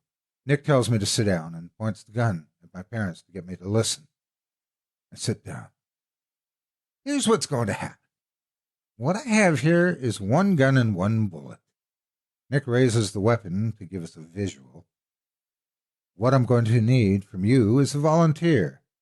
If one of you decides to bite the bullet, the other two of you walk out of here unharmed. That'll be the end of it. However, if you guys can't decide on a representative, or if no one volunteers, then I'm going to take this pistol and use it to put a bullet in every single one of you. Nick smiles. I'll give you a few minutes to talk. Nick, take me, kill me, right now. Do it. I pull the barrel of the gun underneath my chin. Take me. Nick stares at me amused. Really? It was that easy for you? Come on, John, I expected at least a little self-preservation from you, Nick says. My mother stirs and begs me to stop. She tells Nick to take her. My father stands up next and pleads with Nick to take him instead. Even with the gun tucked under my chin, I can't help but be a little bit touched by their humanity. Together, my parents crawl over to Nick. They wrap their arms around his legs. They beg for my life on their hands and knees, and still Nick stands like a statue, not even glancing down at them. It's your call. We have 3 good Samaritans all ready to volunteer, but I don't have all day, Nick says. I can feel cold sweat dripping out of every pore. And just for a moment I think to myself, why am I so afraid of dying? I've decided. I want it to be me, Nick. Please. I want you to do it, I say, my voice quivering with each word. Nick smiles. Say it again. Nick, please. Nick cocks back the gun, points the gun to my parents, still clinging to him, begging, and tilts his head sideways. I want you to do it. My parents ask him not to. Do it, Nick, do it. I take the gun and bring it against my forehead. Do it! If you've never had a gun pressed to your head, you'd be surprised by how cold the barrel is. You can feel the weight of it pressed against your skull, and even the hole in the barrel. If you think you're going to die, you're disappointed with the choices you've made in life that have caused you to have a gun to the front of your head. Your life doesn't flash before your eyes like people always say. Instead, you search through your memories trying to find the time where you were most happy, so you can be somewhat at peace before you get a bullet in your head. That's where the confusion comes from. If you insist, says Nick. My mind clicks back to me riding along to church with my parents as a kid. For a moment I feel happy, recalling how my dad used to buy me a Slurpee every Sunday on the way back home, with my mom riding in the passenger seat and listening to Motown playing on the radio. My mind clicks back to Claire, thinking of the moment when I first fell in love. For a moment, I feel fulfilled, recalling the summer days where we would spend hours on the lawn in my backyard talking about nothing and everything all at once. For just a single moment, everything seems so temporary. My mind clicks back to bang! Silence.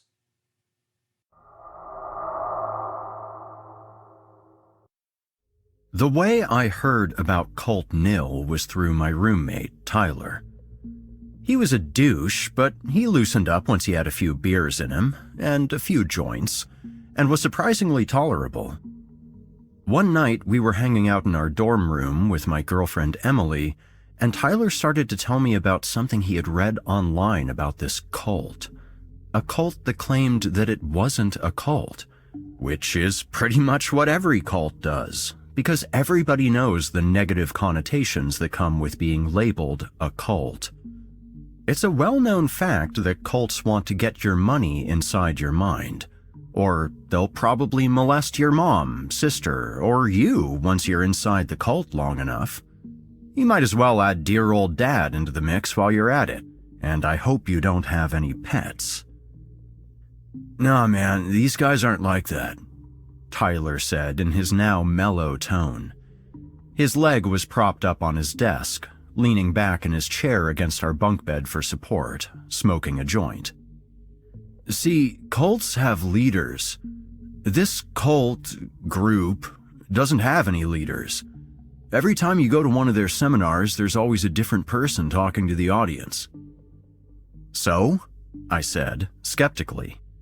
"That just means that they've indoctrinated enough people to peddle you their bullshit."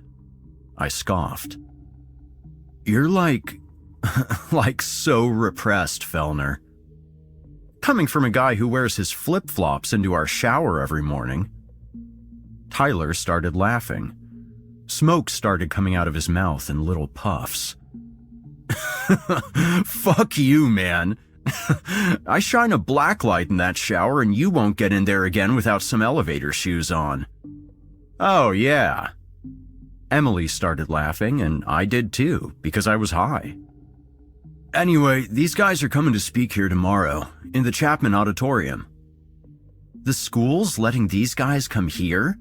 A comedian that cusses isn't allowed to come here, but a freaking cult can come here and speak?" I said, incredulously. "It's not a cult though, man. I keep telling you," Tyler happily replied. "Right, not a cult. Cult nil, the I can't believe it's not a cult of cults." "Philistine." Tyler waved me off. He started tapping on his tablet, and he motioned Emily and me to come over to him. "O ye of little faith." Begrudgingly, we got up and looked at the screen on his tablet. There was a convention room on the screen, the kind you find in almost any generic hotel throughout the country. There were probably about 100 or so plastic green chairs in the room. However, probably only 20 to 25% of them had any people sitting in them.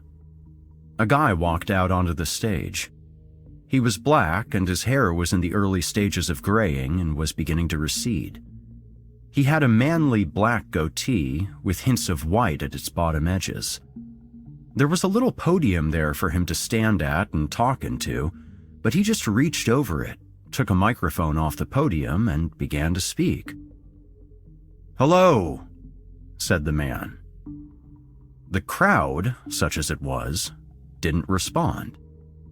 No, this isn't any way to start this. Let's try this again. I said hello." He held the microphone out towards the crowd. The way he did, it was kind of funny. Maybe he was a comedian. The crowd didn't respond, again, but it didn't faze him. Okay, you're a little nervous. It's understandable. I am too. This is my first time speaking to a crowd, so let's just jump right on into this. First off, do you like it? The man started showing off his clothes. It was a flannel plaid shirt tucked into some dark blue jeans. "I call it lumber chic. It's like 2005 never died." I laughed. Some of the crowd did too. He had a certain type of charisma. "I bet you thought I would come out here in white, in a robe or something, or in a Technicolor dream suit. No, that's not what Cult Nil is all about. Sorry. The mood of the man changed suddenly. The mood of the whole damn room changed. He just stopped. He was so light-hearted just a second before, and now I wanted to reach out and hug this guy. He was holding back something that was caught in the back of his throat that he couldn't let out. It seemed like it took a full minute before he started speaking again. But you didn't want to fast forward the video. You just kept watching, waiting for whatever it was he was unable to say to finally be revealed. "I lost my little girl 3 years ago. It wasn't cancer. It wasn't some incurable disease. I left her in the goddamn..." His lips started to tremble, and a huge tear fell down his left cheek. Another 30 seconds passed, but it didn't feel long at all. There was no way you would stop watching now. You couldn't. "I left her in the back seat of my car." I was running late for work. I hadn't slept that well that night. Hell, I was a brand new dad. I hadn't slept well since she was born. So I'm taking her to my mom's, which happens to be the same way I go to work. Except there's just this one turn. I go left to my mom's to drop off Leslie. That was my little girl. And then I back out and go to work. I had done this at least 100 times already. At least. Except I forgot to turn to go to my mom's one day. If I had just made that damn turn. He drifted off again. Another 15 or so seconds went by. The man was reliving the incident in his head. You could see his pain. You could hear a pin drop in that room. You could hear a pin drop in our dorm room too. If I had just made that turn, that one single turn, my little girl, who was asleep in the back seat of my car, would still be alive today. One lady in the audience gasped. I got off work and that's where my life ended, man. I walked up to my car, seeing her like that in the back seat, knowing that I did that. I did that to somebody I loved. I did that to somebody I loved more than anyone else in the entire damn world. All because of my stupidity, my absent-mindedness. And for what? For work? For money? What mattered more than my little angel sitting dead, fried in her little car seat in the back of that damn worthless car? It must have been, because why didn't I make that turn? Why? Can you tell me why? The room was dead silent for a little while again. The man pulled out one of the green chairs and sat down. He motioned to the crowd to come closer. Could you all please come in closer? This is taking so much from me. The people in the room all started to come in a little closer. People 15 to 20 chairs apart were now all sitting next to one another in a circle around this man. I lost everything that day. I lost my little girl, Leslie, my little angel. I lost my wife. My mother hated me. I lost the job that I valued so much that it made me forget my other responsibilities. My most important responsibility. My daughter. I wanted to die. I almost did, too. I decided to end my life. What was the point? What was the reason for it all? The man stood up and the audience was captivated by him. It was like they were in a trance. So I was going to do it. I was going to jump off of a building. And I don't know why, but for some reason I stopped off on the way before I did it. I thought I might as well have one more cup of coffee before I jump off and, you know. So I'm walking with my coffee, letting it cool down, when I see a pamphlet tacked onto a telephone pole in front of the store. It read, "If your life means nothing, then so will your death. Zero saves us all. Cult nil." A woman wearing a fast food restaurant shirt came onto the screen. She was way too happy to be working in a fast food restaurant, and she began breaking the fourth wall. "Hi, are you hungry? I know I am, and I have the place for you. Here at..." Tyler hit the skip ad button. What happens next? I said in exasperation. That's how they all end, said Tyler. Well, that blows, I said. How else do you think they'll get you to come to their seminars to listen to them sell you their bullshit? Emily said. Tyler pointed at Emily. See, she gets it. I conceded that they had a point. So, next week I decided I'd go check out Cult Nil. Tyler couldn't make it. He had a class. Emily wasn't interested. However, I considered myself of at least average to above average intelligence. That guy's story could have been a complete lie to soften up the audience. Sympathy is one way to get people to connect to you the fastest. Everybody knows that. So I decided to go to the seminar 15 minutes late. Skip the indoctrination part and just go for what they're selling. That way, I'm not softened up by the rest of it.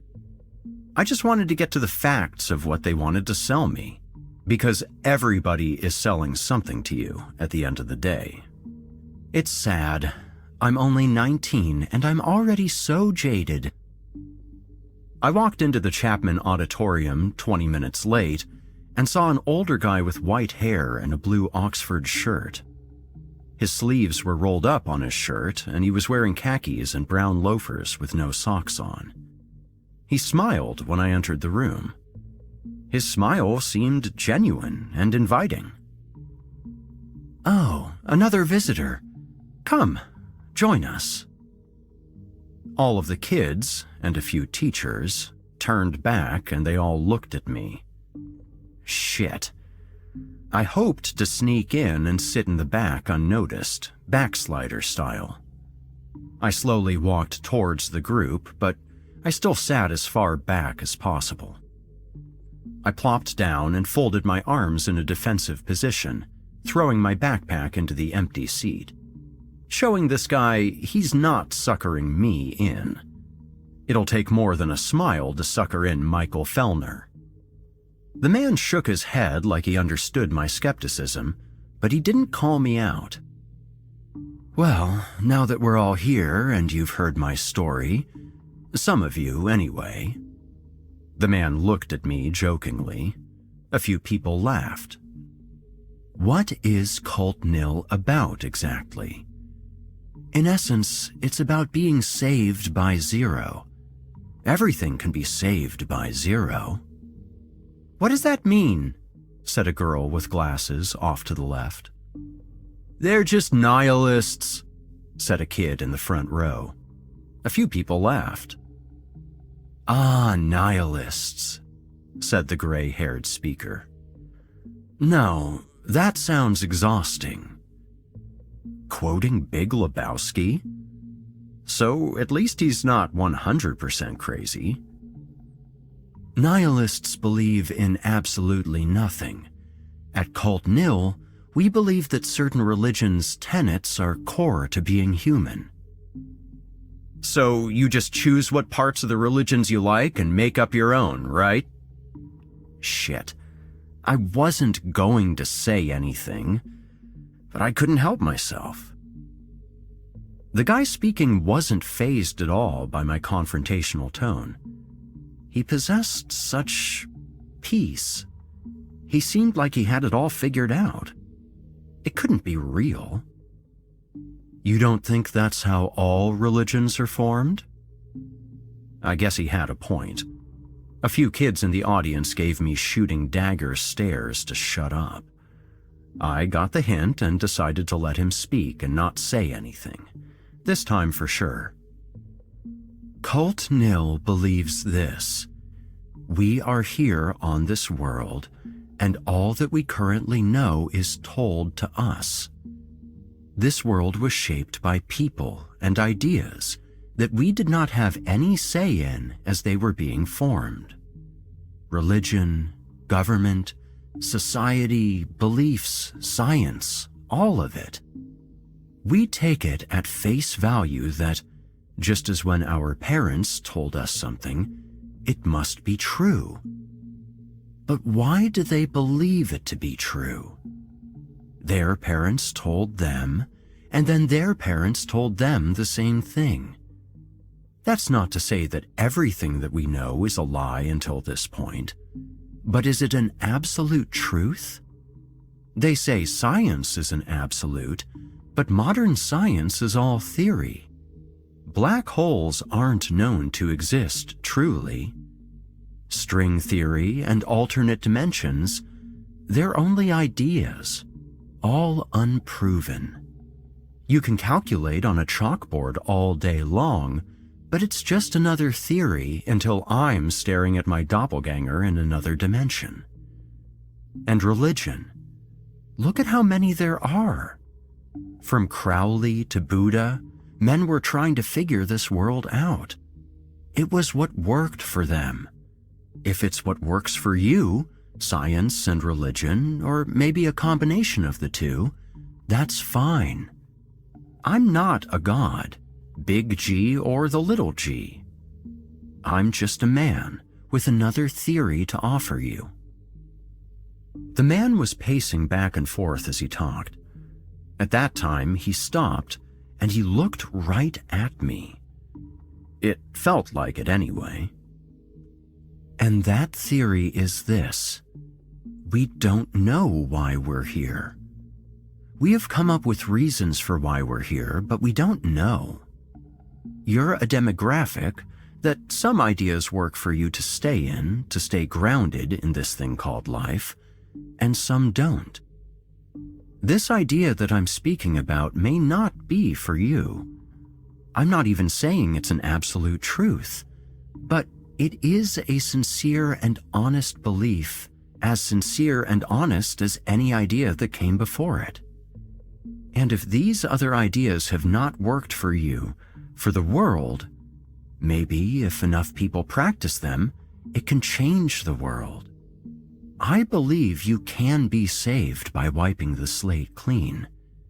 Every idea and theology that has ever been put inside your head is just an idea, not a fact. Set your mind to 0, nil. However, I'm not going to fill it with something else. An entity from outer space isn't going to save your soul. You are not going to live forever. You are not going to be punished or rewarded in another life.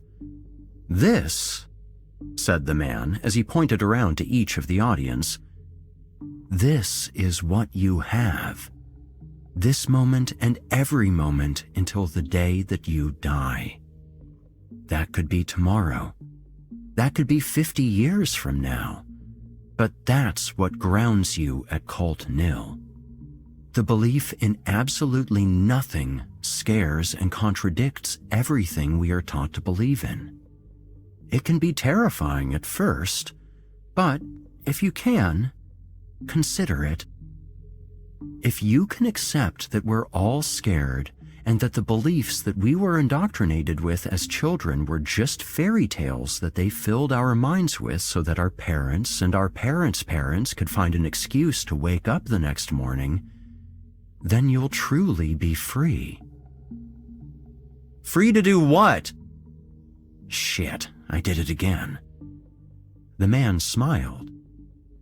Free to live a true life. The truth you have in you is not what I can offer or anyone else can, and there's only one problem with that, the man said, and he sat back down on one of the chairs again. What? Said the girl with the glasses on. She was off to the left side. Thank God I wasn't the only one. What a freak. To be free, you have to set your mind to 0, nil. Everything has to be reset. There are a few rules, though. The man's tone changed. Marriages are to be respected. People are to be respected. Fighting is not acceptable, and anyone who's out to exploit people looking for their truth will be expelled from the organization. How do you pay for it all? Damn it, I suck. The man smiled. All our members, The ones who live on the commune donate all their money into one fund. A fund is drained down to the last dollar by the end of each fiscal year. Until it is nil, there is no excess to be used or amassed by one individual at any given time. I didn't come here in a limo. I drove here in a Hyundai. I'm not offering riches or poverty. I'm offering an existence and freedom from indoctrination, a way to find your way. A teacher from the school stood up suddenly. Okay, thank you, Mr. Strandler. Let's give him a round of applause for sharing his interesting ideas today. The room entered into a half-hearted round of applause. Everyone started gathering their stuff up and making their way out of the auditorium. Before you go, please grab a few pamphlets on your way out. Share them with somebody you know. All of my contact information is there. Thanks for coming, all of you. Nobody was paying him any attention, but he didn't seem bothered by it at all. He seemed completely at peace. I couldn't even decide what to eat most nights, and he appeared to have what he was offering. Nothing. But nothing that led to what, exactly? Everything? Everybody left. The girl with glasses on the left was talking to... what did the teacher say his name was? Mr. Strandler? She was done, and I walked up to him as she walked by. Hello. Can I interest you in some pamphlets, Mr. Michael Fellner? I can see by looking at you. You're a skeptic, Mr. Fellner. You don't know what to make of me, do you? Because I'm giving you everything up front. You don't know what angle I'm working on because I haven't deflected your questions, have I? As they say, I haven't tried to get personal with you or figure you out. You have nothing to confront me with because I'm giving you everything. And by giving you everything, I'm giving you... Nil, I said. I kind of smiled without meaning to. It was funny. Except the money thing. You are getting something there, and money is also an artificial construct or idea. Yes, that is also true. Perceptive for your age. So, you think this is some sort of grift, huh? I'll give you even more proof to assuage your concerns about my sincerity, Mr. Fellner. Look up Adrian Strandler III when you get home tonight. Here's a pamphlet with my contact information. Get back to me if you feel like you have any more concerns about my true intentions. My Hyundai awaits, if you'll excuse me, and I have a long drive back to the commune. He stood up and started to walk out of the auditorium. He talked over his shoulder as he walked out of the building. But wait, he called it a commune. He called it a cult. It's cult nil. Why would he say these things if he was trying to trick me? Maybe it's not a trick after all. He pushed open the doors and left me in the auditorium by myself. The sound of the doors slamming echoed in the large room, enhancing my feeling of isolation. It almost felt like a cell door being closed in my prison. I didn't know what to think. I sat down on the floor and I didn't know why. Or maybe I did. But I wept. I sat there with my head in my hands and I wept. I wept for joy. I wept with sadness. I wept because I thought I found the truth I had been desperately seeking my entire life. I wept for all of the damn lies that had come before now, before this moment where I had finally found myself. And I had found myself inside of nothing. I saw the irony of it all. In trying to find something my whole life, I had found nothing. And in finding nothing, I had finally found something. I had found peace. and I had found peace because I had found Nil. I went back to my dorm room after calming down a bit. As I walked down the hallway, I saw Emily leaving my room in a hurry. She didn't see me. Unfortunately, I had a feeling why she had been in my room without me being there. I walked in and Tyler was sitting in his bed. He was under the covers, with his shirt off. "Shit, man!" Tyler covered himself up with his blanket. "I thought you had a class." "Oh, I did. I decided to skip it." "Oh, you usually don't—" "Ditch class? Yeah, I don't. You know my schedule pretty well, don't you, Tyler?" Tyler sat up in his bed. He looked a little angry. "What's that supposed to mean?" "Nothing. Just forget it." I grabbed my laptop and headed out to the library. They have study rooms there that are private. I shut the dorm room door on Tyler without saying anything else. I thought that Tyler and Emily were fucking behind my back. I'd suspected it for a while by that point, but I didn't want to believe it. She seemed so genuine, so kind. But if she was doing that, she wasn't anything but another lie. It was easy to reset my mind to nil on almost everything I knew about the world up until then.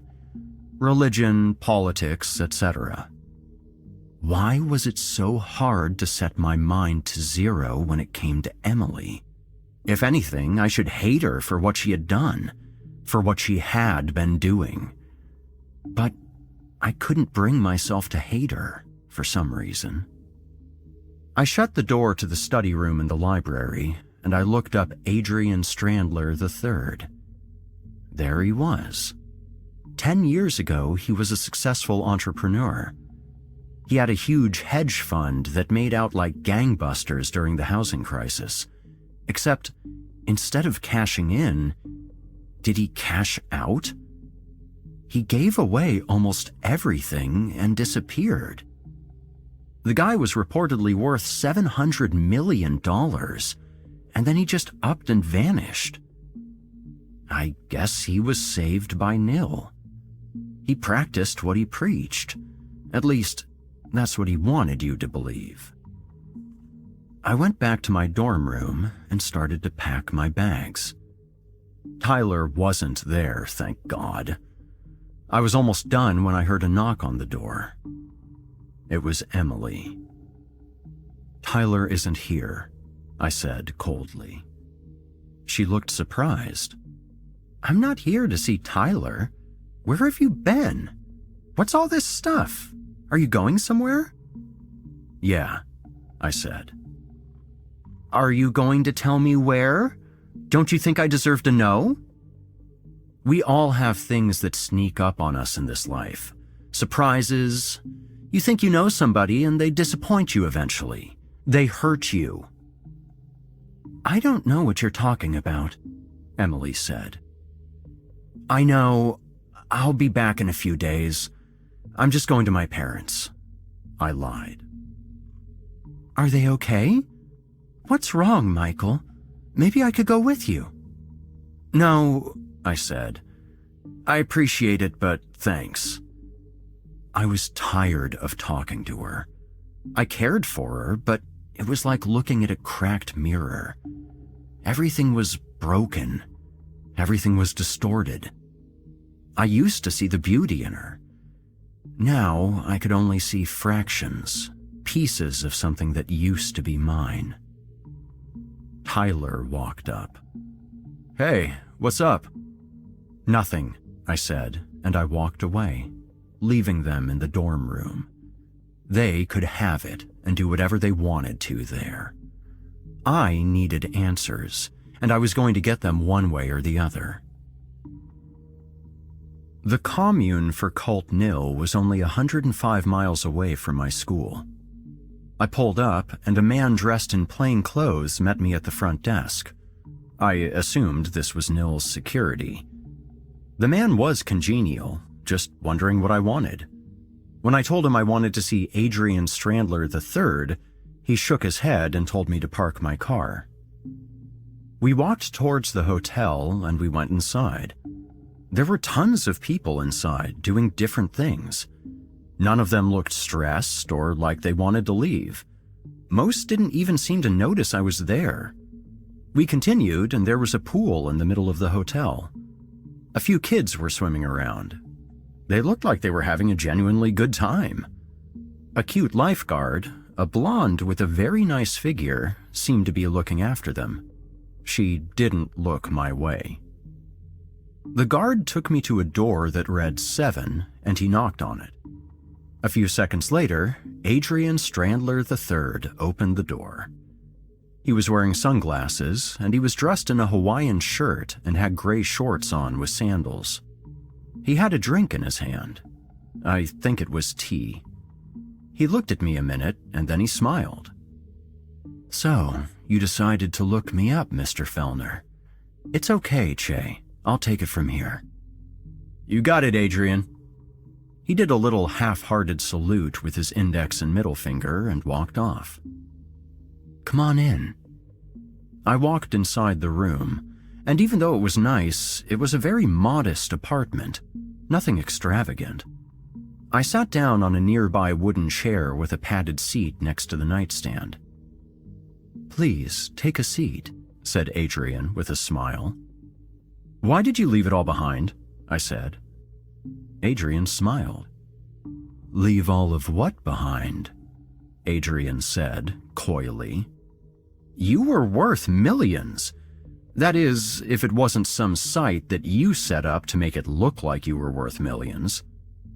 Adrian laughed. "Would you like some tea?" I shook my head no. Adrian sat down on the bed across from me. He took a sip of his tea and set it on the nightstand on a coaster.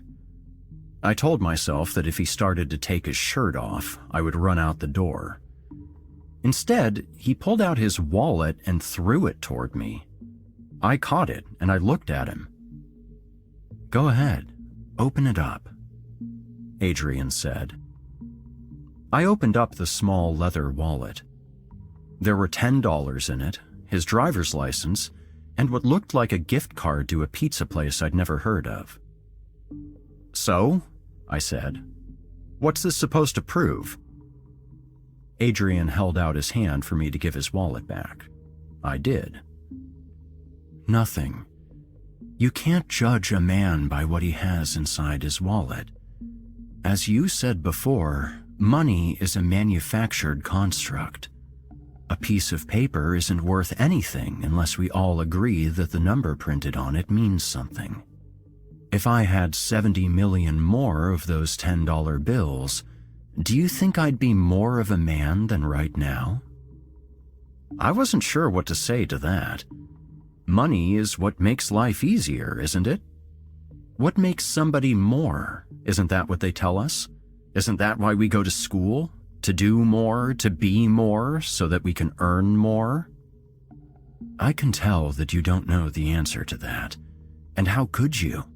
You're just a kid. I did have millions at one time, hundreds of millions, and I can tell you I'm much happier now with that $10 in my wallet than when I had millions at my disposal. He stood up and grabbed his tea again. I didn't know what to believe. "So why are you here, Mr. Fellner? Do you even know?" Adrian said. No, I didn't. How did he always know what I was thinking? "I guess I want to know more. I want to know if it's real, if what you say is true." Adrian looked at me for a moment. Was he determining the extent of my sincerity? "All right. I think we have a spot for you to stay the night. Tomorrow I can show you around. You can decide for yourself." "Decide what?" I said. "Your future. If this life, this way is for you." "Thank you. I don't have any money, though. I sort of spent it all to get here. It was true. I didn't even know how to get back to school. I didn't have any money for gas, and I wasn't sure how I was going to get back. Adrian smiled. It's like he knew what I was thinking again. He took his wallet, took the $10 out, and handed it to me. It was hanging in the air for a second, and he waved it again encouragingly. It's okay. Take it. And I did. Adrian got me set up in a room similar to the one he had been in, and I took a shower. I fell back on the bed, exhausted, when I heard a knock at my door. A guy was standing there with a tray of food. It was a turkey club with some fries. It was good. I guess the turkey lived up to its reputation, and I conked out at some point watching TV. I don't know how long I was out when I heard somebody opening up my door. My heart started racing. Is this where the hunt for me would begin? A figure was standing in my doorway, backlit by the moonlight. It was the shape of a slim, beautiful woman. I think it was the lifeguard I saw earlier that evening watching the kids. Was I dreaming? She stood there for a moment, and then she smiled. Her teeth showed like a star in the darkness. She was wearing a see-through white bathing suit cover-up that reached the mid-part of her thighs. The effect of the thin, white material was almost ghostly. She shut the door behind her softly, locking the deadbolt behind her. I wanted to say something, but I couldn't speak. It didn't seem real. She put her finger up to her lips and said, "Shh." She took the covering off, and all she had on was a pair of small white panties. She took them off smoothly. Her body was tan, except for where her bathing suit had covered her up. These untanned white areas stood out like neon lights on her firm body inside the otherwise dark room. She was still hot from absorbing the heat of the day. She put her legs around my waist, one leg at a time on the bed, and started kissing me gently on my cheeks and then on my lips. My mind raced with confusion, but I quickly gave in to the moment. All of my questions were replaced by animal instinct, and all I thought about was what we could do for each other, then and there. Nothing else seemed to matter. When it was over, she didn't say a word. She kissed me and then got up and left. I smiled to myself, and then I felt sick because I suddenly remembered Emily. My smile disappeared, and I soon realized what I had done. These things didn't just happen, especially to somebody like me. I needed to keep my guard up tomorrow. Then I started thinking about it harder. Did they have me on camera? Shit. What had I gotten myself into? The next morning, Adrian showed me around the converted hotel. They had bought it cheap, and the cult members, the group, had fixed it up. Everybody pretty much had regular jobs, and they donated their money to the rest of the group to keep the commune going. Like Adrian, some of the members worked for the actual commune itself and were paid by the other members of the community. I thought I had him at this, thinking it was some exuberant amount, except it turned out, if he was being honest, that is, that Adrian only got paid $35 a day to manage the commune. That's a far cry from the millions he used to pull in. We continued, and I saw the girl from last night. She was beautiful. She didn't even look at me, and she walked up to Adrian, hugged him, and gave him a huge kiss. It wasn't a daddy-daughter kiss either. It was a passionate kiss, that made me feel as inadequate as possible. "Michael, I'd like to introduce you to my wife, Ainsley." "Hello," said Ainsley in an upbeat fashion with a smile. She held her hand out for me to shake it. I wasn't sure what to do, but she looked like we had never met before, which I suppose we hadn't. However, we had known each other in another, more intimate way. I quickly decided to play along, and I grabbed her hand and shook it. "Hello," I managed to get out. "Well, it was nice to meet you, but I need to go watch the kids at the pool." "Oh, yes. Ainsley is a makeshift lifeguard here for the residents who have children." "Ah," I said. She was gorgeous. I tried to look anywhere else but at her. I didn't think that I could hide my true feelings if I did. I probably had revealed them already, my mouth hanging open like an idiot gawker. I hoped Adrian hadn't noticed. "Goodbye," and Ainsley ran off. "See you later, my dear," waved Adrian as she left us. Adrian smiled at me and we continued the tour. We stopped inside the hotel's bar area and Adrian bought me a Coke. He seemed to have bought another tea. "So, what do you think of the commune?" "Seems nice. It wasn't what I was suspecting." "Expecting," Adrian corrected. "Oh, yeah," I laughed. "Expecting." "Just like you weren't expecting to get fucked by my wife last night?" I was in the middle of a sip of my Coke when I started to choke and cough, trying not to get it everywhere. I started waving my arms back and forth in a "you've got me all wrong" fashion when Adrian grabbed some napkins off the table and handed them to me. No, that is, I didn't know. I swear I wouldn't have if I'd known that you—" "It's all right, Michael," Adrian reassured me.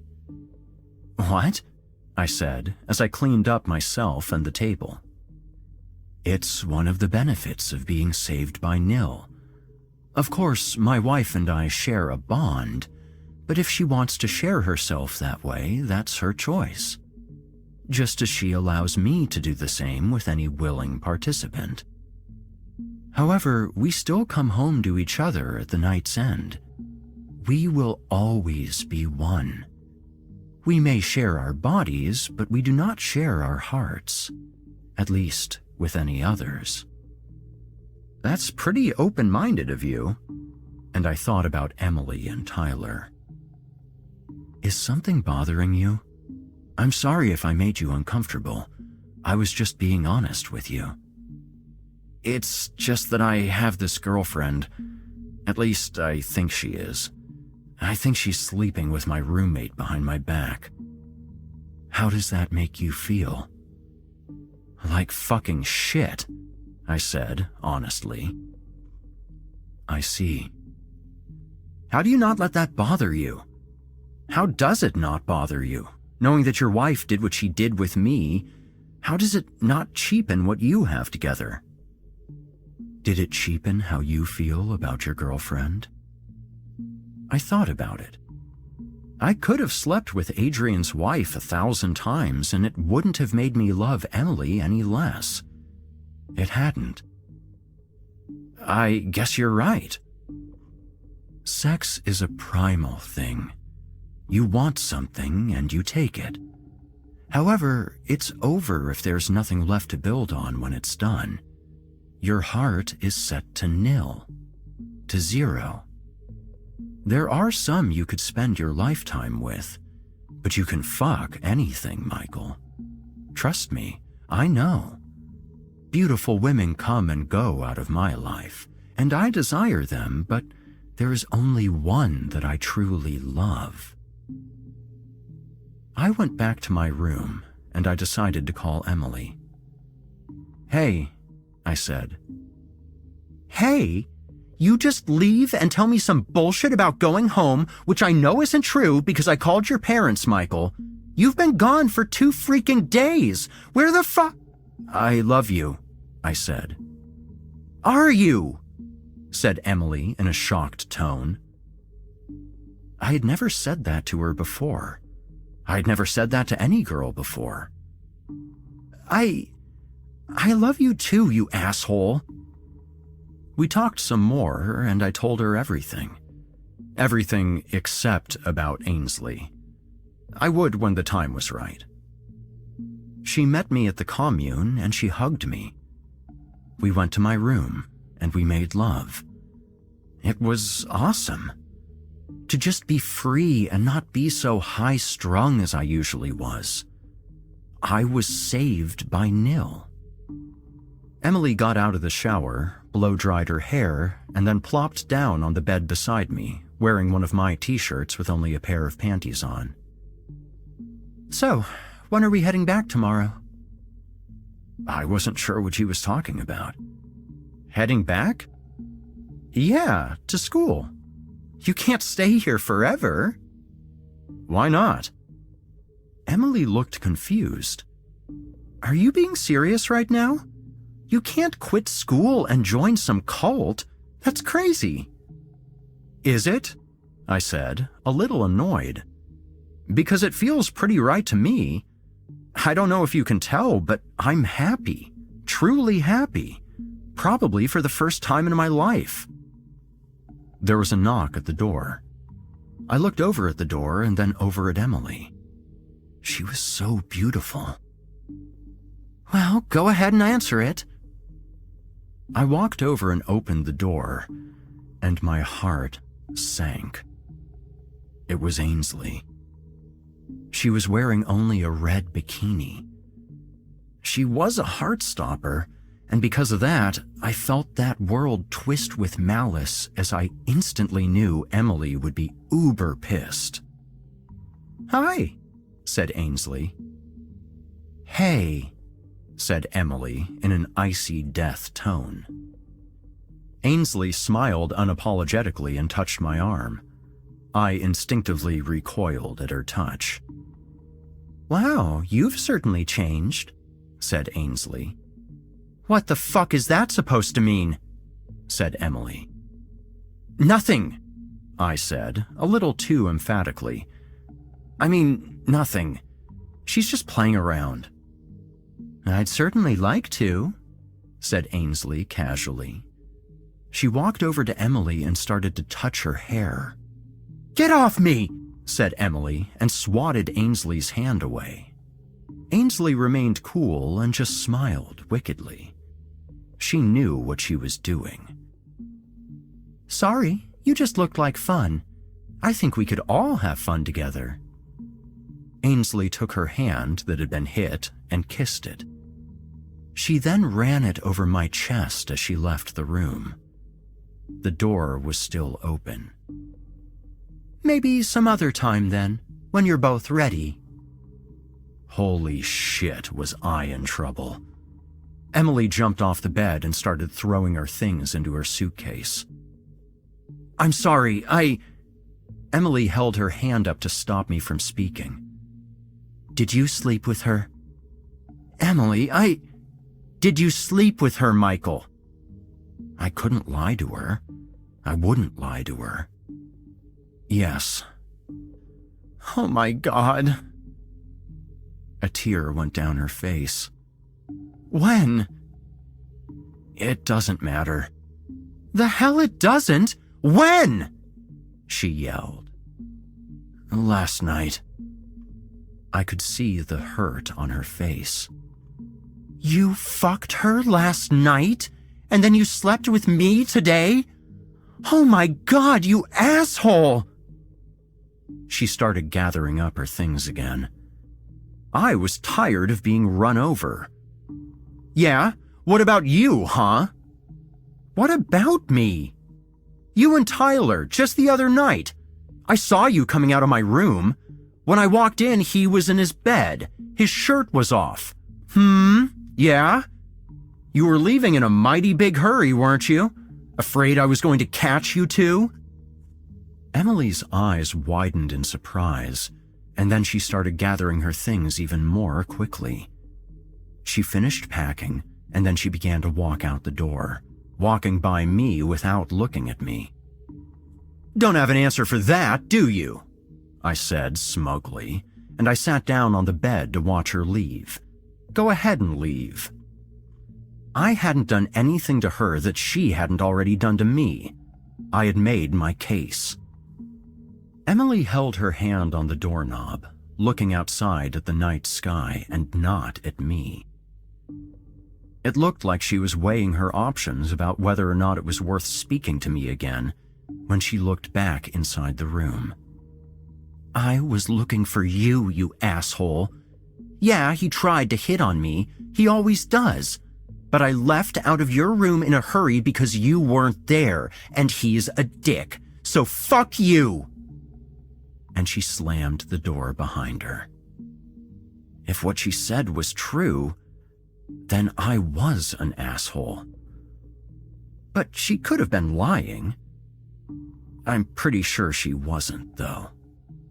Nil didn't save me that night, because, once again, Ainsley entered my room. We did it again. I was so weak. I cried as she sat on top of me. It only made her go faster. I released inside of her, and I thought of Emily. I'm so messed up. What was happening to me? A month or two went by, and I lived in the commune. To help out the community, I went on seminars with different members. Sometimes it was with Adrian, and sometimes it wasn't. We talked mostly to colleges and younger people. Life in the commune wasn't that bad.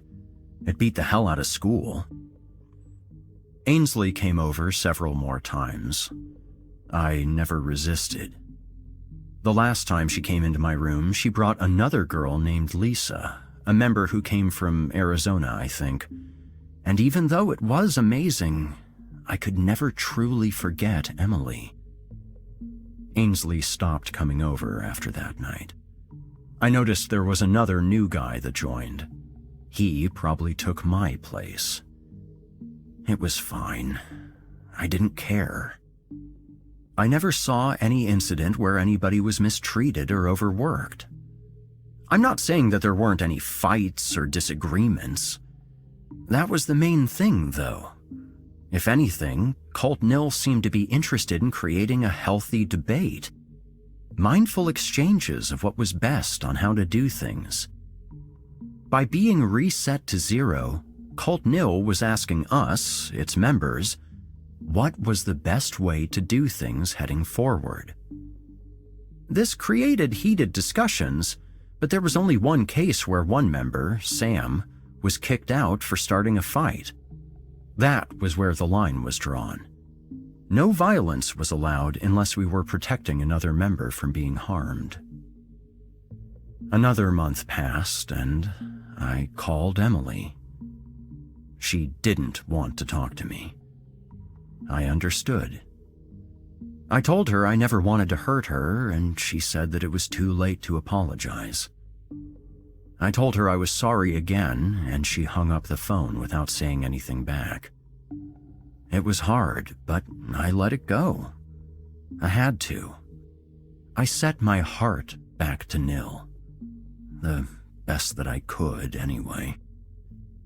Adrian told me he had a surprise for me and to meet him in his room later that evening. When I came over, Ainsley was leaving the room. She looked like she had been crying, and she walked by me like she didn't even see me there. I stood in the doorway a moment, not sure what to do. Should I go after her? When Adrian walked up with a glass of iced tea in his hand. "Michael, glad you could make it. Come in. I have something to share with you." I walked inside the room and I sat down. "Sure, what's up? We going somewhere?" Adrian smiled. "Not we, only me." "Where?" I asked. "Michael, I'm proud of how you've worked out here. You've done well, and if I may be so bold, I consider you to be an old soul despite our age difference. Also, a friend." I was honored. Of course, I felt the same way. Did he know that? He'd been a better father to me in some ways than my own. "Yeah, I feel the same." Adrian smiled and looked down at the floor a moment. He seemed to disappear into thought. When he looked up, he looked at peace again. "I'm dying, Michael." I didn't know what to say. "What?" I said in disbelief. "I'm dying. I have cancer. It spread fairly quickly, and I want my death to count for something. I want you to help me die." My jaw dropped. What the fuck was he expecting me to do? "No, I'm sure there's another way to stop." "No, there is no other way," Adrian said. "I'm committed to this cause. It's been my life. It saved my life. So now I'm willing to give my life for it, and I want you to help me do it." I don't understand." I stood up and put my arms on top of my head, trying to take this all in. What was he expecting me to do? What did I have to do with this? Adrian stood up, walked over, and he hugged me. Not in a creepy way, but in a fatherly, consoling way. I resisted at first, but I soon gave in to the moment and collapsed into his embrace. I'm not proud of it, but I began to cry.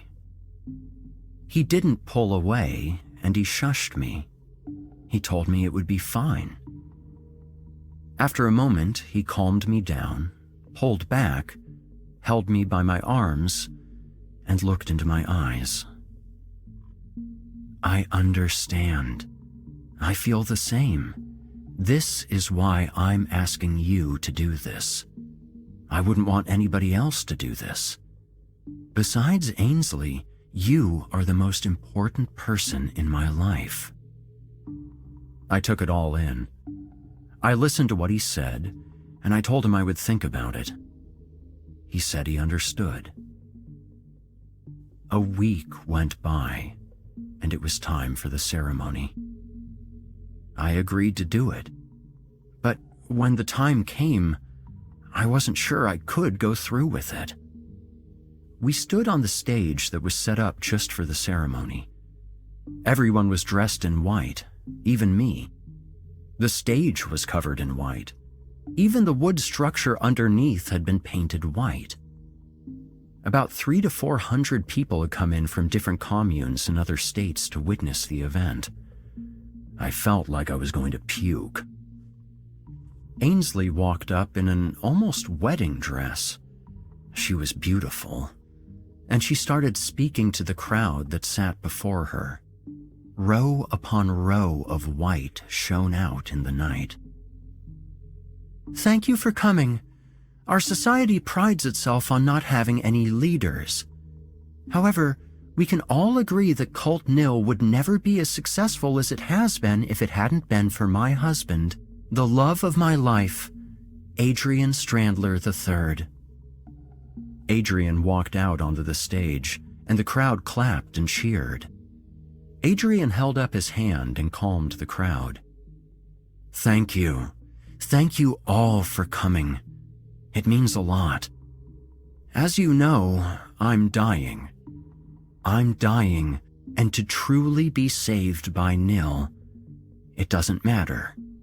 And what I mean by that is that I won't be around to share my life with you and my lovely wife, Ainsley, but it doesn't matter that I have found peace because I have found all of you. I have been saved by Nil." The crowd cheered and clapped some more, for longer this time. Adrian asked the crowd to calm down again. "I've asked my dear friend here, Michael, to help me transition to the end. I go into this next life knowing I won't go to some mythical eternal Eden. Instead, I will go where we all go. I will return to nil. Ainsley walked up, and she was holding a long, white box. Some type of music started to play in the background. I'd heard it before, but I didn't know the song's name. Ainsley opened up the box and presented it to Adrian. He took something long and sharp out of the box and held it over his head. It was a knife. A huge knife. The crowd clapped and cheered. I choose this way to go. I choose this way to end it. My fate is in my own hands. Now, my fate is in yours. And Adrian handed the knife to me. Adrian looked at me with his calm, kindly demeanor. It's okay, Michael. You can do this. I shook my head no. No frickin' way could I do this. I can't. I'm sorry, I just can't. Do it! Adrian screamed at me. His features contorted into anger. I'd never seen him like that before. No! I screamed back. You will do this, now!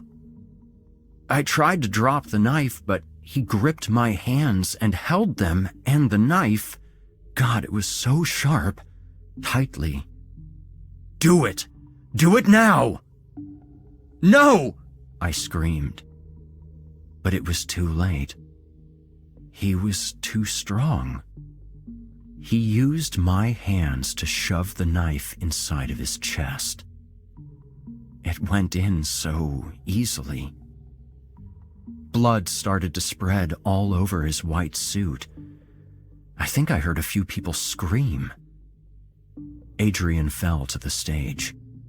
Red, viscous liquid started to fill in the white where we were all standing in a great pool. Tears filled my eyes, and I dropped to my knees and pulled Adrian up into my arms. He smiled, and blood started spilling out of his mouth. You did well. You did so well. I'm so proud of you, Michael. I held him in my arms and I sobbed. What had just happened? Why would he make me be a part of this? Why? We buried him the next day. Hundreds of people attended. Nobody acted as if I had killed him at the ceremony. Days went by and I didn't leave my room. I kept having visions of white rooms that filled with blood. Other members came in to check on me from time to time. Ainsley even came by. We didn't sleep together. They all told me I had done nothing wrong. It was what Adrian wanted. I was so messed up, though, I just couldn't figure out why he had chosen me. After about a week, I ventured out again. Nobody treated me any differently. Everybody acted as if nothing had happened, and that freaked me out. It angered me. Ainsley walked up to me and told me to come into her room one day. I told her I couldn't be with her like that right now. She said that wasn't what she wanted me for, so I went with her. I walked inside the room, and a man was standing there with his back to me, wearing Adrian's Hawaiian shirt that he liked so much. He turned around, and the man looked just like Adrian, standing there before me, holding an iced tea. "Hello, Michael," Adrian said in his calm tone. I stepped a few feet back and I looked around. This couldn't be real. "Who the hell are you?" I said. "It's me, Michael. It's Adrian." I ran out of the room and I ran up the stairs and rushed into mine. I started gathering up my things as quickly as I could. Fuck this place. There's no way that I'm staying here. I got into my car and drove as fast as possible for the first few miles. Nobody seemed to be following me. I didn't know where I was going, and I ended up in the only place I knew where to go. I walked up to Emily's dorm room. It was 1 a.m. I knocked on her door. She opened the door up, and her eyes were squinting, the light being let in behind me from the hallway, temporarily impairing her vision. "Michael?" she said in a half-asleep, half-awake tone. The sliver of light behind me was enough to let me see a guy inside her bed. It was Tyler, sitting there with a dumb look on his face. His usual look. I turned and started heading down the hallway. I'm such an idiot. I thought she called out after me, but my heart was beating so fast it's all that I could hear inside of my ears. I was such a fool. Had they been together the whole time? Or had I pushed them together? I guess it didn't matter. I went inside the Chapman Auditorium. It was the only place I knew to go. Thank God it was open. I was broke. I didn't have any money. My parents disowned me when I quit school. I had nowhere else to go. I sat down on one of the seats and held my head in my hands. I couldn't even cry. I was cried out. I was just exhausted. But my mind raced and I couldn't sleep. I was hungry too. Shit, I was homeless. About an hour passed, and I finally conked out from being exhausted. I heard the Chapman Auditorium doors open, and it's him. Adrian, all dressed in white. Was I dreaming? He walked down the aisle and then turned in at the row of chairs directly behind mine. He assumed that sitting beside me might not be the best idea right now. He was right. He continued down and sat one chair over and one row behind me. "I thought I might find you here," he said coyly. I looked at him. I looked at him long and hard.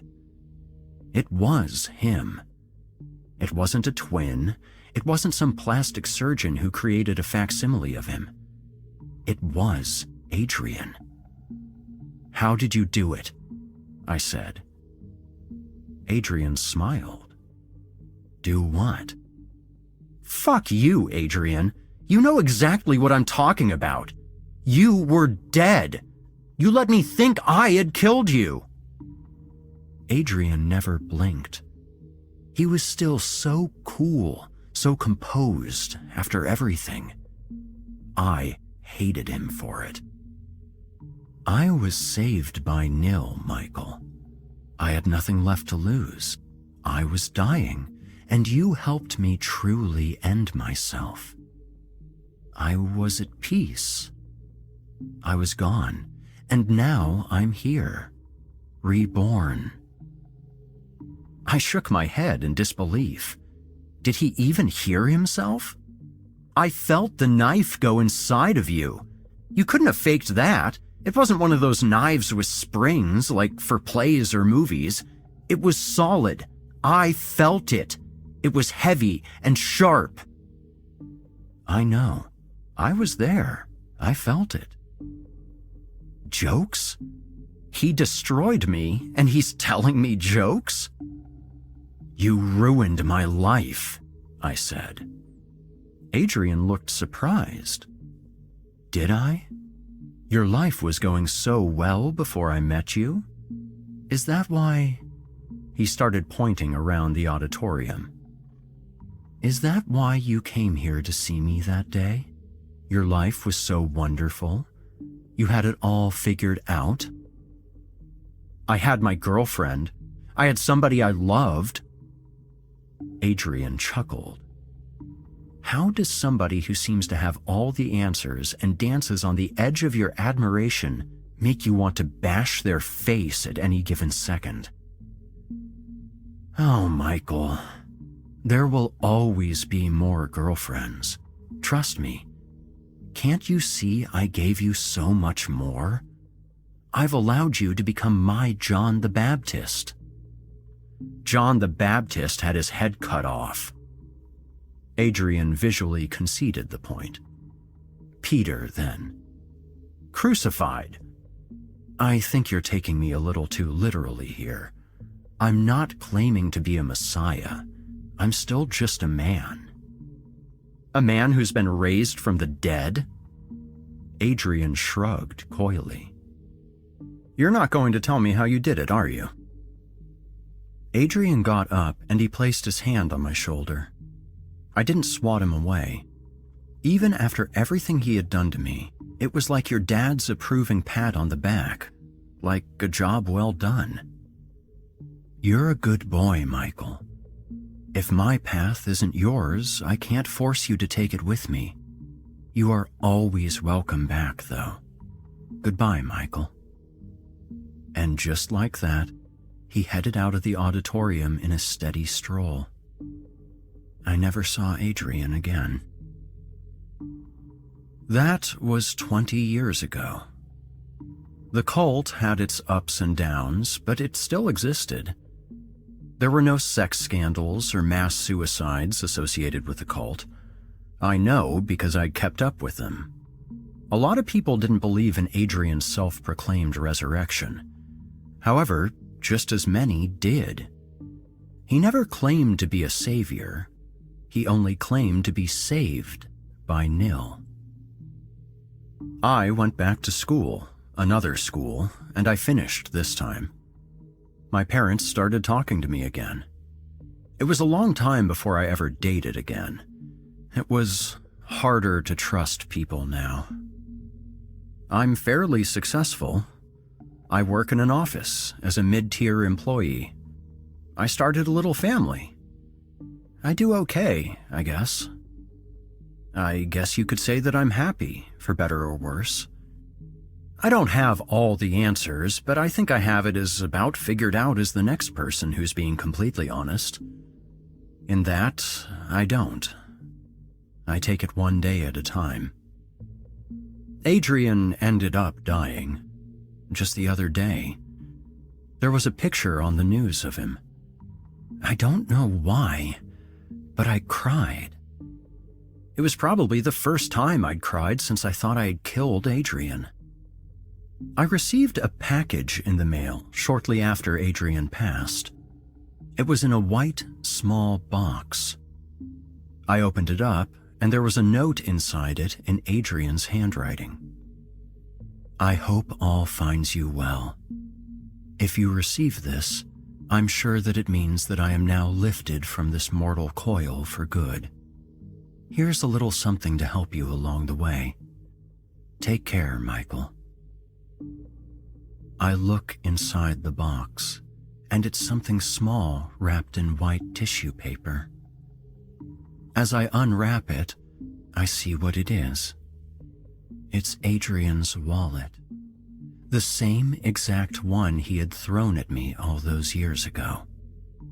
All it has inside is his driver's license and the same unheard-of pizza place gift card. There's no cash. I don't know why, but I laugh. I laugh while I cry. And such is life.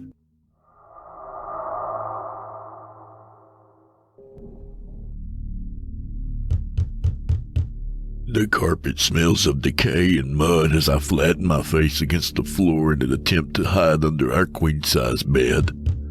An incessant banging at the door resonates through my brain, feeling like I'm being impaled with an iron spike. Each knock slams it deeper into my throbbing temples. Mr. Hutchison, are you home? A voice inquires, yelling through the mail slot. I recognize it as my son's second-grade teacher, Mrs. Mason. dread grips my heart in cold gray hands as I remember not closing the shade to the kid's bedroom window. I wonder if she could see the red painting the walls, turning brown over time with oxygenation. Undoubtedly, I decide. Joseph hasn't been to school for 3 days now. We've been trying to call you. Is everything all right? Mrs. Howe says Courtney hasn't been in either. Truancy is a very severe issue in our district. I know I don't have to tell you that, Mr. Hutchinson. Please contact us immediately. Although irritating, the tone of her voice makes me thankful that she was Joseph's teacher. She spoke with the perfect combination of care and assertiveness, which was difficult to do.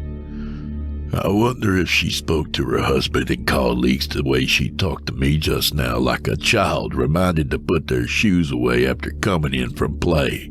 Mrs. Howe was our daughter's 4th grade teacher. A memory flashes through my mind's eye of my wife Michelle grabbing my hand as we left the kids' school. We had just walked out of the double doors, tunneling through swarms of parents as everyone tried to get to the parking lot. It was Meet the Teacher Day. Michelle grabbed me, eyes alight with the prospect of a happy future for our kids.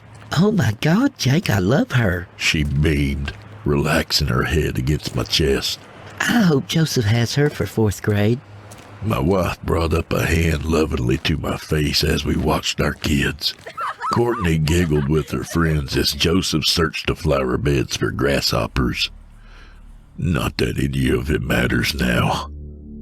Before I get too far ahead of myself, I want to explain. My family means more to me than anything else in life. That's exactly why I had to do what I did.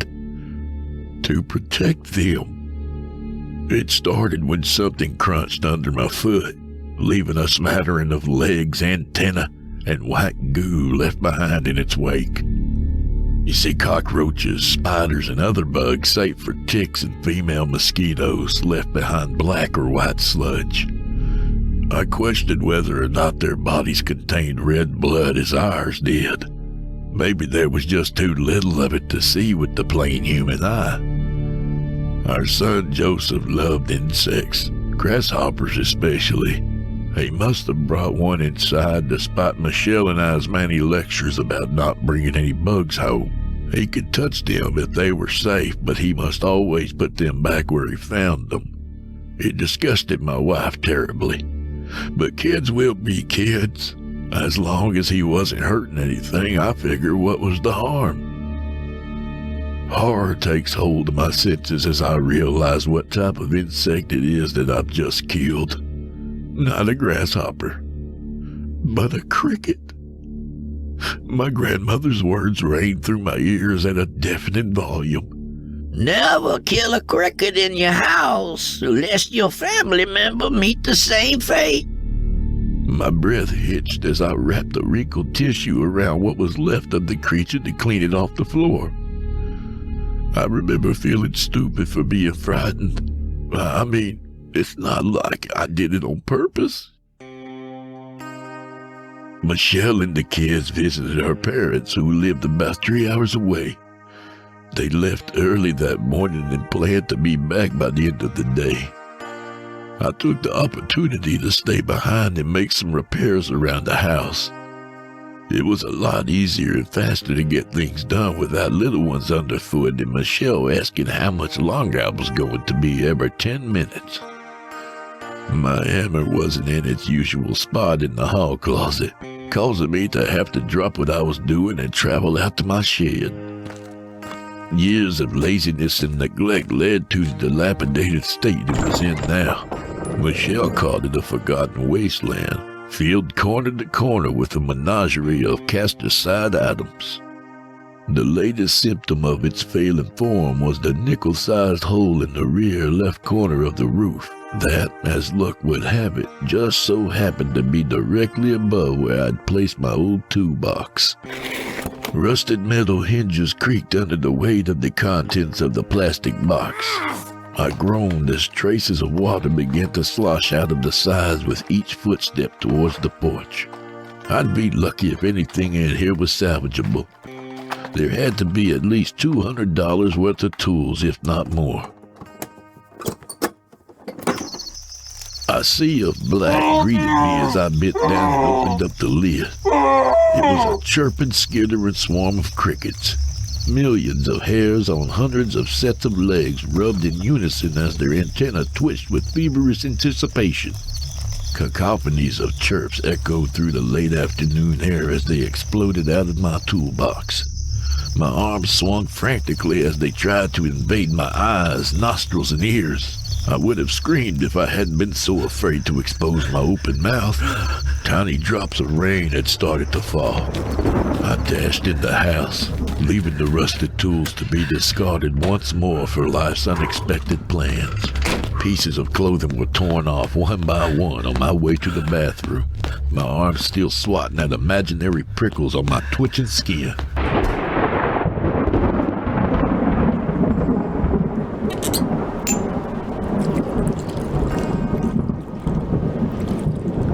Freshly showered and cricket-free, I poured myself the largest tumbler of whiskey that I could find. I'd done enough for one day. The shelving in the kitchen had needed to be fixed for over 10 months now. What's one or two more in the grand scheme of things, right? Television has always been an ultimate source of comfort for me. I turned it on and flipped through the channels, sipping my drink with annoyance at how late it was getting. It didn't do any good to get dinner started until I knew my wife and children were on their way. Michelle hadn't called, so I assumed she hadn't left her parents yet, and it was doubtful she would pick up something to eat on the way. Takeout was a luxury we could rarely afford. I nodded off in my chair, slightly drowsy from the day's mental efforts and lulled to sleep by the rain.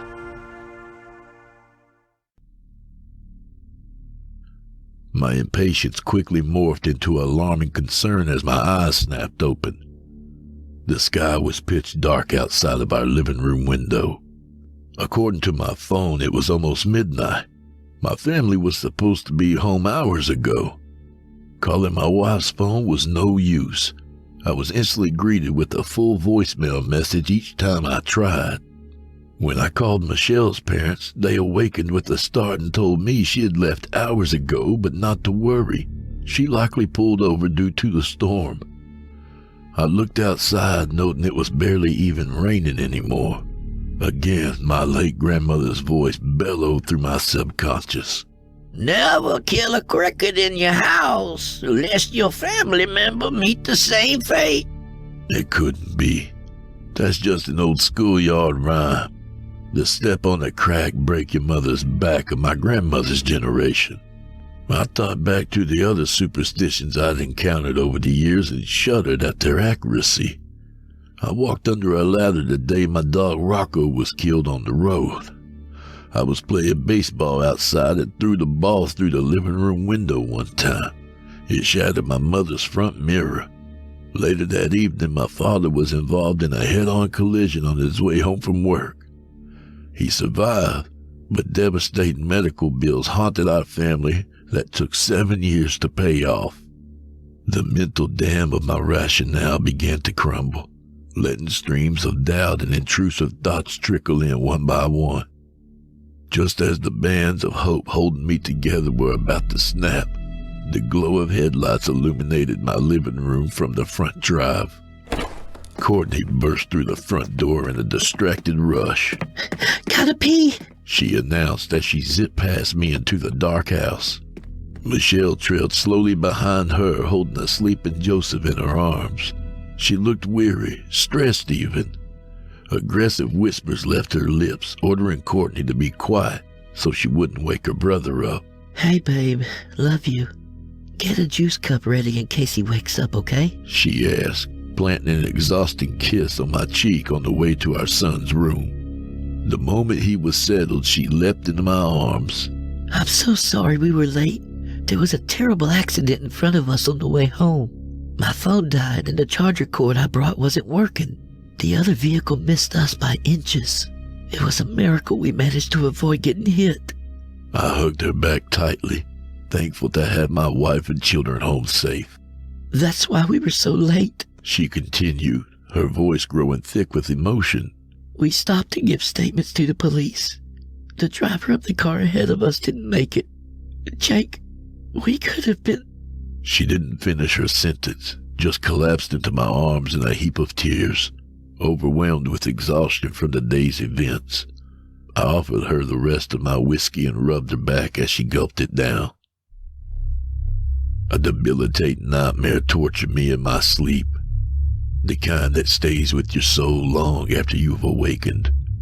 I remember entering the house alone in the middle of the night. Our living room was a sensory deprivation chamber of foreboding, black, and soundless. I stumbled blindly through my home, hands outstretched, desperately searching for something familiar. A single beam of light appeared under our children's bedroom door. I used that light as a beacon and made my way forward towards the light, towards hope, towards my family. A siren of chirps consumed the silent atmosphere the moment I opened their door. My wife and 2 children lay on the floor before me, slaughtered. Their lifeless bodies were bent at unnatural angles, eyes wide in shocked 1,000-yard stares. Each mouth hung gaped open as crickets entered and exited them. All 3 sets of eyes rolled towards me as I started to scream. Their jaws began to open and close with each resounding jerk, still teeming with crickets. I awoke with a start, sitting straight up in bed as I gasped for air. Michelle lay beside me, sleeping peacefully, blissfully unaware of the horrors my mind had just witnessed. The hem of her nightgown jittered and danced in the still breezeless room. It wasn't until she absent-mindedly slapped her leg that I saw a tiny black head appear from underneath. The cricket skittered over her skin, making its way over to me as I jumped out of our bed. Jake, what's wrong? She mumbled groggily, rubbing the sleep from her golden eyes. There's a damn cricket in the bed. It was trying to get fresh with you under your nightgown, I feebly joked through clenched teeth. To my utter revulsion, she simply plucked it off the bed, smashed it between her fingers and threw it across the room, wiping her hand clean on the side of the bedsheet. I didn't need to hear my grandmother's voice haunting me this time. I automatically said the words to myself internally. That's 2 now dead. Sure, I may have killed some from the toolbox earlier, but that was outside the home. A morbid thought flew in through the window at my temporal lobe, clinging to the walls and spreading throughout my senses. Which one of my family members was I going to lose? Who would get to live and who would die? Seeing as I was already awake, I decided to get up and check on Joseph and Courtney in their rooms. Their faces looked so angelic, so peaceful as I watched them sleep. I couldn't imagine one of them growing up without the other. Couldn't imagine my life without either of them. I'd gladly sacrifice myself if I thought it would save them. Favoritism doesn't exist when it comes to losing a family member. As I began to close the door, the sharp staccato of a cricket's chirp pricked the periphery of my hearing. When I swung the door open again, there was nothing but an eerie silence. I shook the rotted roots of death from my mind in an attempt to snap out of my macabre mental state. The rest of my sleep was restless but uneventful. When I woke up the kids the following day, I hesitated before opening their door. My ear pressed firmly against it as I listened for a cricket call. After a few moments of silence, I entered their room. Courtney woke up right away, but Joseph didn't respond as I called his name. He laid with his back to me, his little face pressed deeply into the upper corner of his mattress. "Yo, Joe," I said to him, shaking his shoulders gently. "You gotta get up, bud. It's time to get ready for school."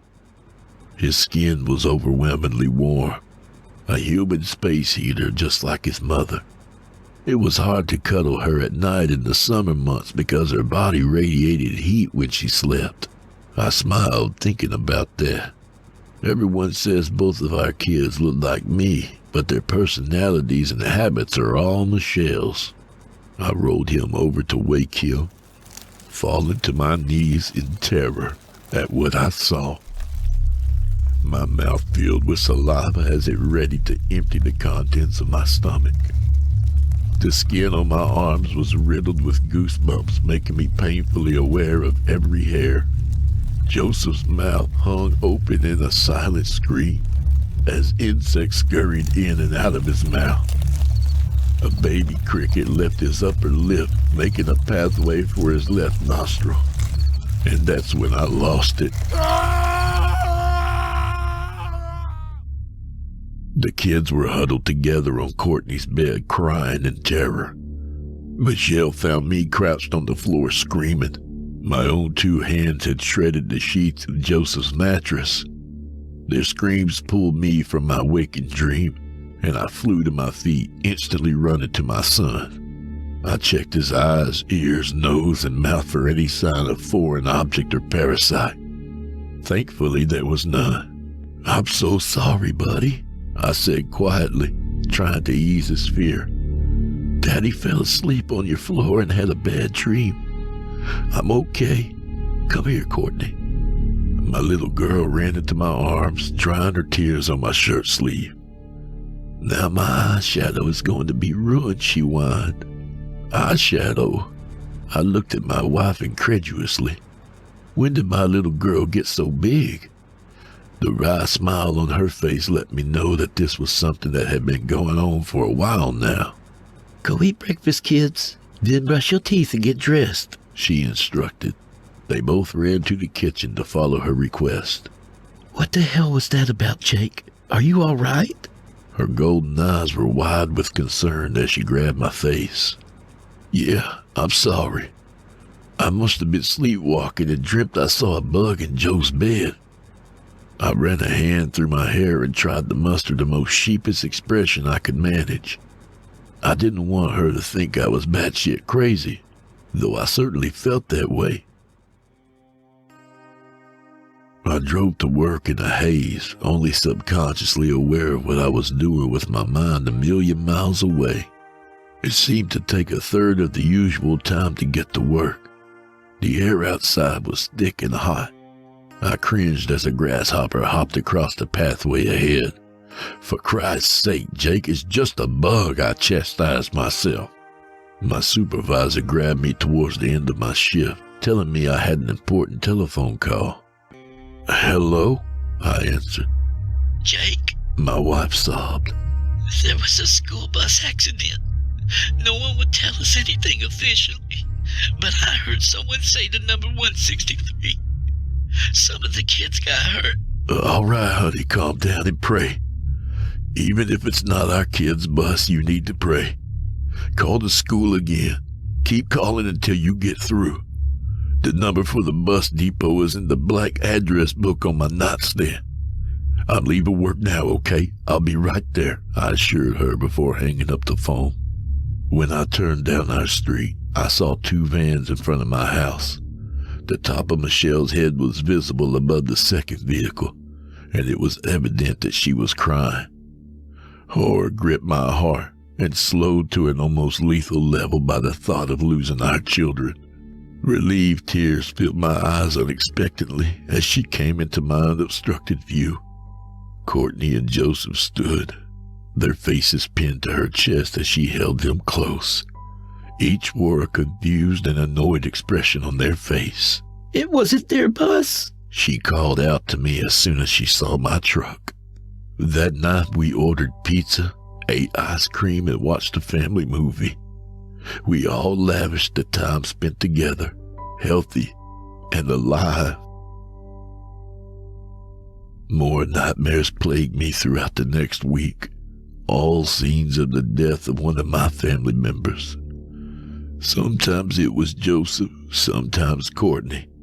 Michelle was always a constant victim. I saw her death in many scenarios, each more horrifying than the last.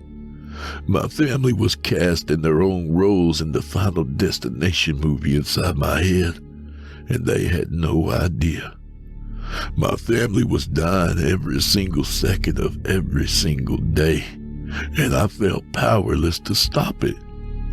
After 3 weeks of torture, medications and meditation and alcohol, I was blessed with an epiphany. I would destroy the bastards one furry leg at a time. I did have the power to stop it. In fact, I was the only one with the ability to save my family from the threat they couldn't seem to hear or see. Constantly chirping, taunting, they lured me from a sound sleep. One night I couldn't take it anymore. The whiskey was warm as it trickled down my welcoming throat, turning into a steel resolve once it hit my empty stomach. Tonight was the night I put an end to this, once and for all. I'd kept a flask water by the bedside table in case any more of the fuckers decided to molest my wife.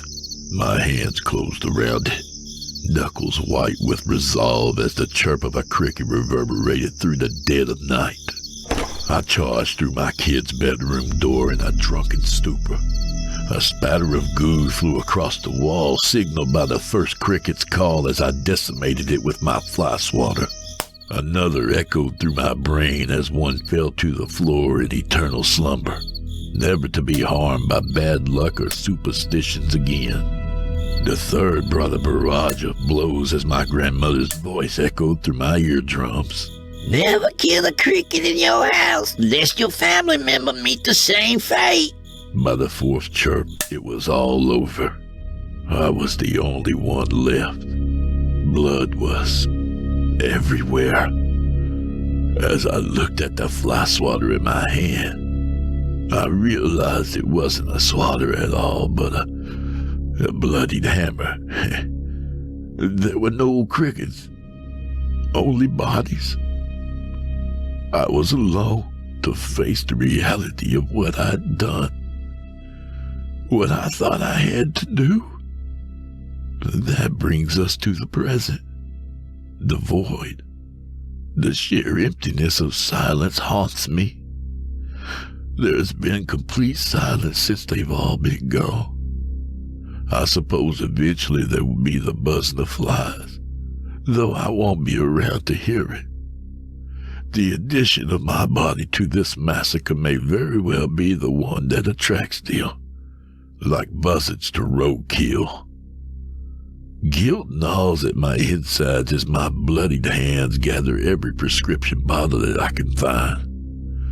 It doesn't seem fair that I get to peacefully fade into death when my family met such a violent end. My ultimate plan is to join them. A metallic bitter taste coats my tongue as I fill my mouth with pills, making sure to thank God for all the good I've done, and the devil for all the fun I've had. I know the weight of my actions will weigh against my damn soul when the time comes, and that's okay. Wherever I end up, I could rest easy knowing I did everything in my power to protect my family. Nothing bad can ever befall any of them again.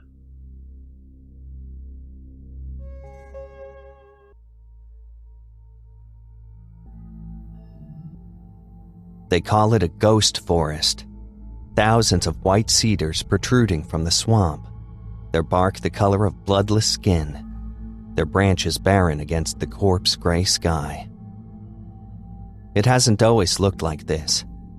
When I was growing up, the woods here were verdant and full of life. The wetlands teemed with tadpoles and salamanders, plus the occasional snake whipping through the bright green algae-topped water. But in the last decade or so, the rising tides caused by climate change have flooded the wetlands with brackish salt water, poisoning the trees and decimating the wildlife.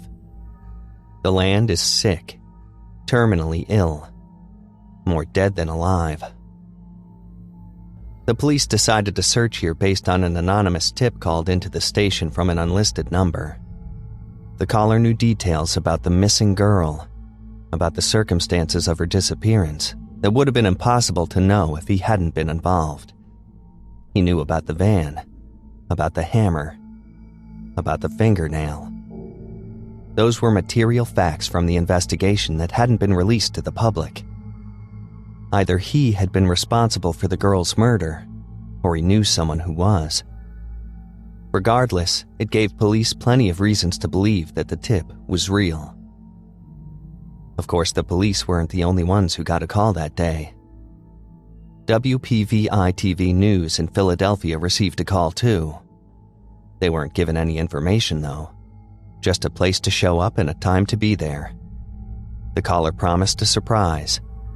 A newsworthy surprise. Gravel crunched under my tires as I pulled my Honda to a stop on the side of the road. There were already at least a dozen vehicles parked along the shoulder, with more filling the small dirt parking lot at the edge of the woods. It used to be a popular picnic spot before the forest had succumbed to the influx of salt water from the bay.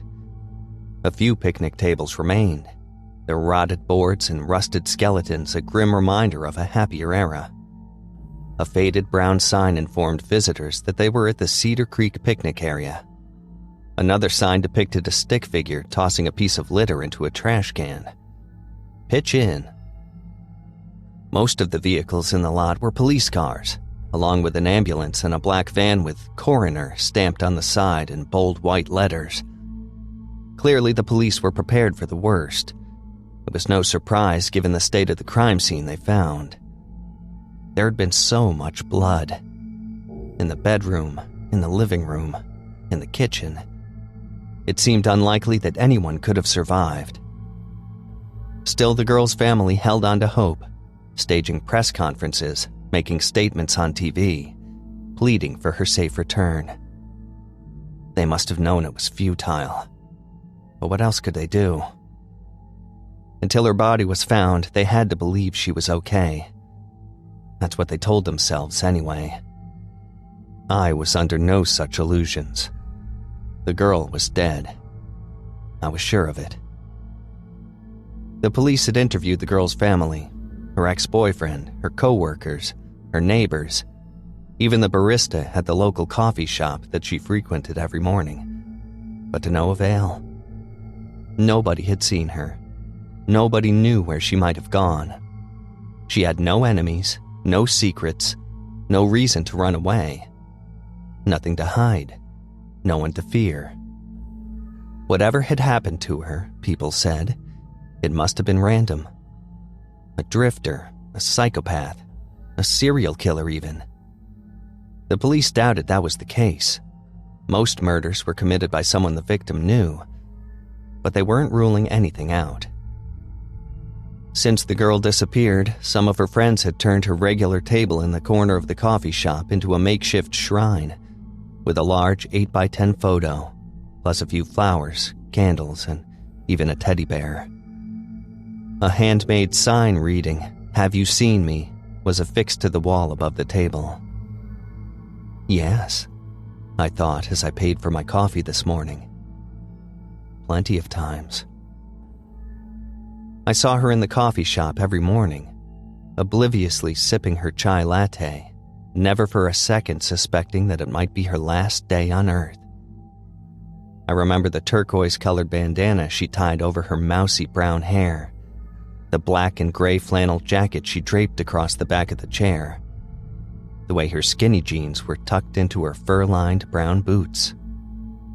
She had a friendly smile and kind eyes, with dimples poked into her round cheeks and a small lip ring in the corner of her mouth that she tongued absently as she scrolled on her phone. I remember the last time I saw her in the shop, as clear as if it were yesterday.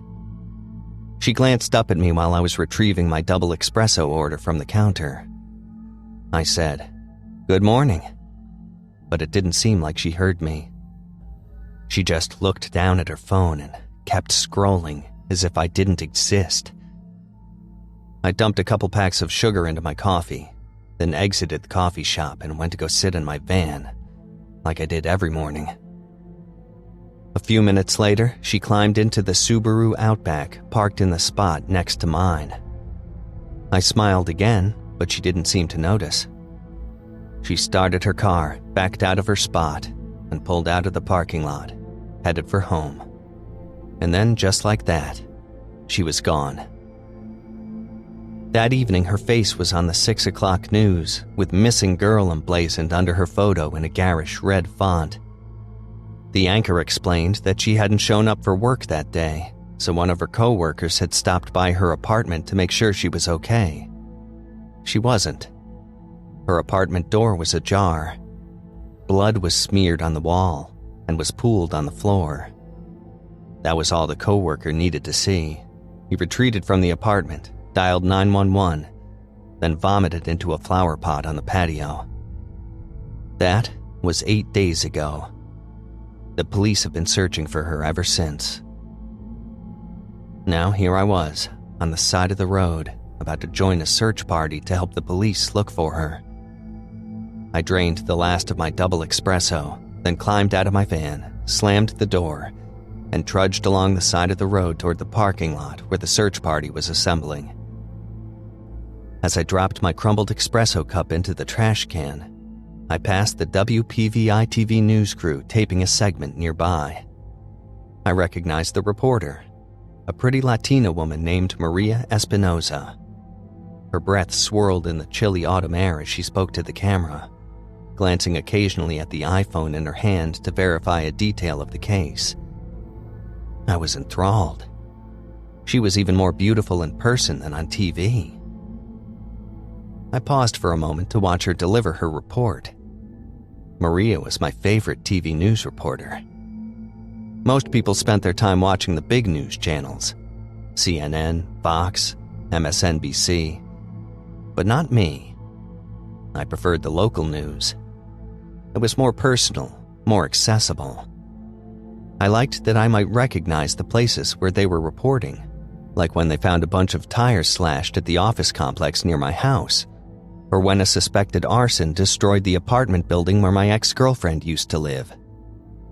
I'd recognize a street sign here, a building facade there, always with Maria in the foreground reporting on the latest crime that had rocked the area. She used phrases like crime wave and escalating violence, always spoken with just the slightest hint of a Hispanic accent that I found completely endearing. I'd be lying if I said I didn't have a bit of a crush on her. It was hard not to. I'm sure I wasn't the only one. I got to see her in person once before, at the scene of a fiery car wreck where a family of 4 had been run off the road in a suspected road rage incident. I was actually on camera that time. Well, my van was, but I was driving it, rolling slowly past the scene of the accident, watching the rescue squad cut the driver from the wreckage with the jaws of life. After escaping from the traffic caused by the crash, I raced home and turned on the TV, just in time to see Maria's report being rebroadcast at the top of the hour. I knew it was silly, but I felt a little famous being on TV like that, even if it was just a few seconds of my nondescript Honda Odyssey creeping by in the background. I wondered what it would be like to be really famous, like Maria. How it would feel to be recognized, to be seen. I thought about people coming up to me on the street, tentative but knowing, asking, "Hey, aren't you that guy who?" I'd laugh and nod. "Yeah, that's me." I'd offer to take a selfie with them if they wanted. Why not? I'm just a regular guy. I wouldn't let fame go to my head like some people did. I'd be like Maria. Recognizable, but approachable. Of course, I had never actually approached Maria. How could I? Where would I start? What would I say? But I assumed that if I did, she would be as friendly and welcoming as she seemed on TV. Heck, maybe she'd even recognize me from somewhere. I could hardly imagine it. Maria Espinoza knowing who I was? How amazing would that be? I don't even know if I could handle it. I might just melt into a puddle right there on the spot. With my pulse racing at the thought of meeting Maria, I continued past the WPVI-TV news truck and joined a group of 20 or so locals who had gathered to search for the missing girl. A tired-looking police captain was speaking to the crowd. "All right, folks, we're going to spread out and head in that direction." He pointed into the sparse forest. "We're looking for anything that seems out of the ordinary. A purse, a shoe, a body?" I interjected. I glanced at Maria to see if she had noticed me asking the question. Didn't seem like she had. She was too far away to have heard what I said. The cop frowned. "A body," he acknowledged. "Any other questions?" A young man in a Philadelphia Eagles jacket spoke up. "What do we do if we find something?" "Most importantly, don't touch it. Just raise your hand and shout, 'Here!' Let us handle the rest." With that, the search party fanned out and made their way into the woods. A thin veil of fog rose from the marshlands, diffusing the morning light and filling the air with an eerie spectral glow. Pallid tree trunks emerged from the haze like phantoms, skeletal and wan. The search was quiet, almost mournful. There was no talking, no conversation. Occasional shouts of "Christy!" punctuated the silence as searchers called the missing girl's name. Police cadaver dogs splashed through the muddy groundwater, sniffing the air intently, trying to catch the girl's scent. Orienting myself relative to the Cedar Creek picnic area side, I headed in a rough northeasterly direction, counting my paces as I walked. I didn't bother calling out the girl's name. What was the point? She wasn't going to answer. As I neared 50 paces, I looked back at the WPVI-TV news crew. Maria was chatting idly with the cameraman as he captured B-roll footage of the search. Her producer sat in the van's passenger seat, tapping away on his cell phone with his thumbs. He glanced up at Maria and said something to her that I couldn't hear. She nodded and lifted a finger, indicating 1 more minute. They were wrapping up their coverage. I had to hurry. I scanned the forest, looking for the landmark I had memorized, a fallen tree beside a black pool of liquid mud. Finally, I spotted it.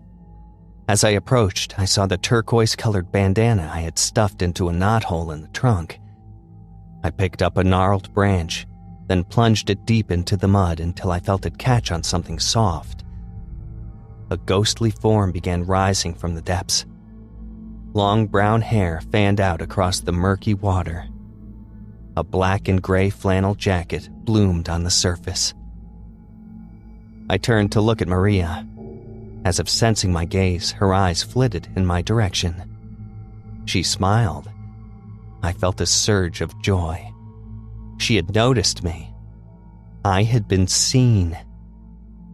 I imagined again what it would be like to be on TV, to be known for something, to be a somebody instead of a nobody. I imagined being close to Maria, feeling her hand on my arm as she interviewed me about how I had found the girl, about how it felt to be a hero. Me, on TV. Me, with Maria Espinosa. Me, a hero. I took one last look at the girl's bloated corpse, floating face down in the water, then lifted my hand and shouted, "Here!"